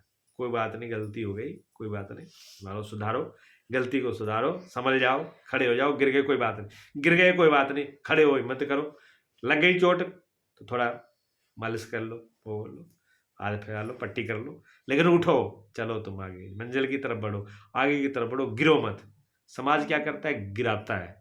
समाज गलती करने वाले को गिरा देता एक है। बार गिर जाए, एक तो बार फिर किसी से, मान लो किसी भी लड़का हो लड़की, युवा है, लड़का है चाहे लड़की हो, कोई भी हो, उससे अगर एक गलती हो गई ने, क्यों, शरीर है, ज्ञान बुद्धि है, ये जड़ दिमागी जड़ता है हो इसके गई, अंदर, शरीरी ऐसी हो अनेक गई। वृत्तियां हैं, इस वृत्तियों में कोई गलती हो गई, अब पूरी जिंदगी भर लड़की ऊपर ना देखो, पूरा वो समाज, और जी सकते हैं वो लड़का लड़की दोनों जी सकते हैं, लेकिन वो समाज पूरी जिंदगी उसको क्षमा नहीं करेगा, वो ऊपर उनको जीने नहीं देगा। क्या बिगड़ गया अभी? और जो उन्होंने छुपके किया है वो नहीं दिखेगा उनको, वो रोज कर रहे हैं वो नहीं दिखेगा, लेकिन दूसरे को हम दिखाना चाहते हैं नीचा, देखो इन्होंने ये गलती करी, इन्होंने ये अपराध किया। तो कहते क्षमावान व्यक्ति वो है कि किसी का जाने अनजाने में अपराध हो भी गया तो वो उसको निर्भय, डराता नहीं है, भयभीत नहीं करता, कोई बात नहीं, आप निश्चिंत रहो, यानी लेकिन संभल जाओ, उठ जाओ, आगे गलती हो गई। तो कबीर साहब कहते हैं, चलते मार्ग जो गिरे तासर नहीं दोष, कि जो चलेगा वो गिर सकता है, चलते रास्ते में गिर सकता है, जो चलेगा वो गिर भी सकता है, भीड़ जो में पढ़ाई धक्का भी है, लग सकता है। जो पढ़ाई है चारपाई, वो क्या गिरेगा जो धरती में नहीं पड़ा है, जो गड़ा ही है, और जो मुर्दे की तरह गड़ा हो वो कहाँ पड़ेगा जो चले गिरेगा तो वो है ना जो चलेगा, चलेगा। चलने वाला ही तो गिरेगा, और जो पहले मुर्दे की तरह ही गड़ा हो, मुर्दों को क्या किया जाए, मुर्दे तो मुर्दे, एक मुर्दा दूसरे मुर्दे के साथ मस्ती कर रहा है। तो बाबू कबीर कहते हैं कि चलता है वो गिर जाएगा, तो कहते हैं जो चलता है वो गिर जाए कोई बात नहीं, कहे कबीर जो पड़ा रहे, गिरना तो कोई बड़ी बात नहीं, कोई भी गिर सकता है, जो चलेगा वो गिरेगा, लेकिन जो गिरने के बाद पड़ा ही रहे, खड़ा ही नहीं, अब तो गिर गए, अब तो उठेंगे ही नहीं, तासिर कर दे दोस्त, कहते उसके कर दे कुछ, वो फिर कहीं नहीं पहुंच पाएगा, उसकी जिंदगी खराब है। पड़ा मत रहे, गिरने में तो कोई गिरेंगे, सब लोग गिरे, कौन नहीं गिरा, गलती हो बच्चे जाए, सुधार कर जितने लो। बच्चे चलना सीखे वो सब गिरते हैं, लेकिन वो पड़े नहीं रहते, तुरंत उठ के चल देते हैं, लग जाती है तो 1 मिनट को रो भी लेते हैं, लेकिन रुकते नहीं है। रुकते नहीं। बच्चा जो है कितनी बार गिरे, गिरने में कई बार ही चलने में गिर भी जाता है, और कई बार चोट भी लग जाती है, फिर वो रोता भी है, लेकिन वो चलने से रुकता नहीं है, वो ये नहीं कहता कि मम्मी हम तो चलते हैं तभी गिरते हैं, हम तो हम चलेंगे ही नहीं, तो बड़ी डरता मुश्किल नहीं हो है, जाती डरता नहीं है, डरता नहीं है। डरता नहीं, क्यों, प्रकृति ने व्यवस्था ऐसी दी है कि बच्चे को स्मृति याद भी नहीं दी कि वो याद रख पाए कि मैं चलने से गिरा हूँ, किसी को नहीं ऐसी स्मृति है। ये याद बच्चे को नहीं देती, ये बूढ़ों को रहती है, बूढ़ा गिरेगा तो 100 बार सोचेगा, हाँ, उठेगा नहीं, चलेगा नहीं, हाँ दीवार को अलग पकड़ेगा, होगी। सारा पकड़ेगा, खुंडा पकड़े, लेकिन बच्चा ना दीवार ना सारा ना खुंडा, कुछ नहीं, फिर उठ के चल जाए, अभी गिरा था, अभी लगी थी चोट, लेकिन एक क्षण बाद भूल गया वो, ये तो व्यवस्था कर रखी है उसकी प्रकृति ने। बस लेकिन हम लोग तो एक बार कोई एक अपराध बन गया, धोखे से कोई वृत्ति चली गई डे में, कोई अपराध जो समाज की दृष्टि में हो गया, तो हम उठना नहीं, समाज ही नहीं उठने देगा उसको, वो उठना भी चाहता है तो उसको उठने नहीं देगा, जीने नहीं देगा, ये वो व्यक्ति है। और दोष क्यों पे दिखाएंगे उसको, सिर्फ उसको नीचा दिखाने के लिए, कोई मतलब नहीं है। कोई मतलब नहीं है, जो किसी काम का नहीं है। समाज ही कौन है? जो कभी काम नहीं आता उसको समाज कहते हैं, जो कभी काम नहीं आता है, कोई मतलब का नहीं है वो, लेकिन वो नीचा जरूर गिराएगा। तो भगवान कहते हैं कि जो अपराधी को भी अभय दान दे, डराए नहीं, वो क्षमावान है, वो बड़ा है। जो अपराध करने वाले को निर्भय कर देता है, निर्भय होकर रहो तुम, किसी के डरने की जरूरत नहीं है, डरने का काम ही नहीं है यहाँ। यह गीता, यह धर्म, यह राम का सिद्धांत है, यह है कृष्ण का। यहाँ पर जीते हैं कृष्ण राम। ये क्षमावान है। क्या समझेगा राम को? जो द्वेषों में जी रहे हैं, जो द्वेष में जी रहे हैं, जो ईर्षा में जी रहे हैं, जो दूसरों को सताने में जी रहे हैं, वो क्या समझेगा राम को, कृष्ण को? राम कृष्ण उनके लिए। तथा जो योगी निरंतर संतुष्ट है, ऐसा योगी जो हर प्रकार से संतुष्ट है। हाँ, हर चीज में जितना मिल जाए उतना काफी है, जो है पास में वो पर्याप्त है। हाय तोबा नहीं है, ये चाहिए, ये चाहिए, ये चाहिए, जो उसने दे रखा है पर्याप्त दे रखा है। कपड़े दे दिए, बल्ले बल्ले, पोशाक पहना दी, बल्ले बल्ले, वाह वाह रे, मौज फकीरा दी है। कभी तो दाल साल दुसाला ओढ़े, कभी फटियां गुदड़ी फटियां लीरा दी है। वाह वे वाह, वाह वाह मौज फकीरा दी। और क्या, कभी तो चावे, कभी तो खावे चना चबेना, अब कभी लपटा लेंदे खीरा दी। कभी खीर हलवा भी चल रहा है, कभी चना भी खा के चल रहा है, कभी माल पानी चल रहे हैं, तो कभी जिस दिन कुछ नहीं मिला उस दिन कहते हैं तेरा धन्यवाद, कम से कम आज व्रत तो करवा दिया, नहीं तो हम तो व्रत कर रहे इतने निकम्मे कोई व्रत करते ही नहीं है। तब व्रत तो करवाया, तो उसमें भी आनंद है, व्रत में भी आनंद है, खाने में भी आनंद है, खाने में भी आनंद है, देने में भी आनंद है, गुदड़ी में आनंद है।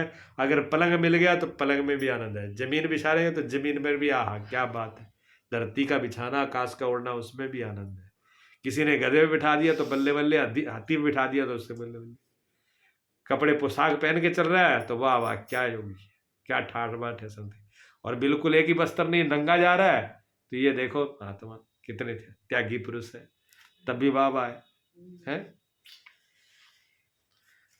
फकीर ऐसा है जिसमें रहता है संतुष्ट है, पर उसको संतुष्ट होना चाहिए, मजबूरी नहीं। योगी ऐसा जो हर हाल में संतुष्ट है, वो योगी है, उसी का नाम योगी है। मन इंद्रियों सहित शरीर को वश में किए हुए है। वो स्वामी किसका है? अपने मन और शरीर का ही स्वामी है, किसी का स्वामी नहीं है। वो कहता मैं स्वामी हूं, लेकिन मैं अपने मन और इंद्रियों का स्वामी हूं। हाँ, 5 पांडव साथ में कृष्ण, 5 पांडवों ने अपनी बागडोर किसके हाथ में दी? कृष्ण के हाथ में। ये हमारी 5 ज्ञान इंद्रियां हैं, इसकी हाथ डोर अपने आत्मा के हाथ में दे दो। आत्मा ही कृष्ण है, आत्मा ही राम है, आत्मा ही कृष्ण है। उसको आत्मा और हाथ में डोर दे दो। इंद्रियां अलग अलग, अगर 5 घोड़े अलग अलग दौड़ेंगे, इंद्रियों के घोड़े अलग अलग दौड़ेंगे तो रथ बिखर जाएगा, टूट जाएगा, इसकी हालत खराब हो जाएगी। इसलिए इससे इंद्रियों के घोड़े दौड़ ना पाए, इनकी लगाम किसके हाथ में दो? आत्मा राम के, इनके हाथ में दे दो। तो जिनके इनके हाथ में दे दोगे तो क्या है? मन बस में, इसी को कहते हैं शरीर और मन बस में है। जिसका शरीर इंद्रियां, मन इंद्रियां, शरीर मन सहित इंद्रियां और शरीर बस में है किए हुए, और मुझ में निश्चय वाला है, वह मुझ में अर्पण किए हुए मन बुद्धि वाला मेरा भक्त मुझको प्रिय है। ऐसा जो मेरा भक्त है, मुझ में ही सब कुछ अर्पण किया हुआ है, मेरे में दृढ़ निश्चय वाला है, और मेरा जो ऐसा भक्त मुझको ही मन बुद्धि, जिसने दिल मन बुद्धि इंद्रियां सब मुझे दे रखी हैं, ठीक, वो मुझे प्रिय है। पूरा श्लोक पढ़ दूं। जो पुरुष सब भूतों में द्वेष से रहता है, जिसमें किसी प्रकार के द्वेष नहीं है। अब अपना निरीक्षण कर लेना कि हम कितने भगवान के प्रिय हैं। हम भगवान, सत्संग का मतलब यही होता है, गीता का मतलब ही है। गीता तो शीशा है, वो तो हमको अपनी शक्ल दिखा रहा है, और शक्ल देख के हम देख लें कि हमारे चेहरे पे कितने दाग है, हमारे चेहरे पे कितने दाग है। हम दूसरों के दाग तो गिना रहे हैं, तुम ऐसे हो, तुम ऐसे हो, तुम ऐसे हो, गीता तो कहती है अब मेरे में देख लो अपना मुख और अपना ही चेहरा पढ़ लो कि तुम्हारे में कितने दाग हैं। वो तो हमको सीधा दिखा रहे हैं, ये दर्पण है। जो पुरुष सब भूतों में द्वेष से रहते हैं, कितने हम द्वेष से रहते हैं, द्वेष भाव से रहते हैं। स्वार्थ, कितना स्वार्थ, स्वार्थ से रहित हम प्रेमी हैं, स्वार्थ से रहित प्रेमी, हेतु रहित दयालु, बिना किसी कारण के दया कर देना, कोई मतलब नहीं है फिर भी दया कर देना है। और ममता से रहित, किसी में ममता ना हो, किसी से चिपके नहीं है, किसी से बंधे नहीं है। और अहंकार से रहित, तो कोई अहम नहीं है कि हम ये करने वाले हैं। सुख दुख की, चाहे सुख आए चाहे दुख आए, यहाँ कोई नहीं फर्क पड़ रहा, सब एक जैसे हैं। इधर से हवा का झोंका आया, इधर गया, कोई पैदा हुआ कोई मरा, यहाँ कोई फर्क नहीं पड़ रहा। सुख दुख में सम और क्षमावान, और क्षमा करने वाले, और अपराध करने वालों को भी अभय दान देने वाले। अपराध करने वाले का भी भय नहीं दिखाना, निर्भय कर देना। तथा योगी निरंतर संतुष्ट है अपनी मस्ती में, मस्ती खोनी नहीं चाहिए हर हाल में, हर हाल में वाह वाह। मन और इंद्रियों से शरीर को वश में किए हुए, और मुझ में निश्चय, एक परमात्मा में दृढ़ निश्चय, और सब कुछ जो भी कुछ हो रहा है उसी को अर्पण, मन बुद्धि ऐसा अर्पण करने वाला, मन बुद्धि वाला मेरा भक्त मुझको बहुत प्रिय है। अगर ऐसा हो गए तो फिर हम उनके प्रिय हैं, वो हमारे सामने, हम उनके सामने, फिर कोई दिक्कत नहीं है। ठीक है, ये है गीता। क्या बुराई है इसमें? सब दरवाजे खोल देती है। सब दरवाजे खुले, क्या बुराई है? दिखा दिया इस जिस गीता के, जिस धर्म का, जिस राम का विरोध है, इसमें क्या विरोध वाली बात है? अब सुधरो तो अपने आप सुधरो। हाँ, ये सबकी औषधि है, ये आंख है, जीवन है। जे बुरी है जे अच्छी है। तो अभी जीने नहीं देगा।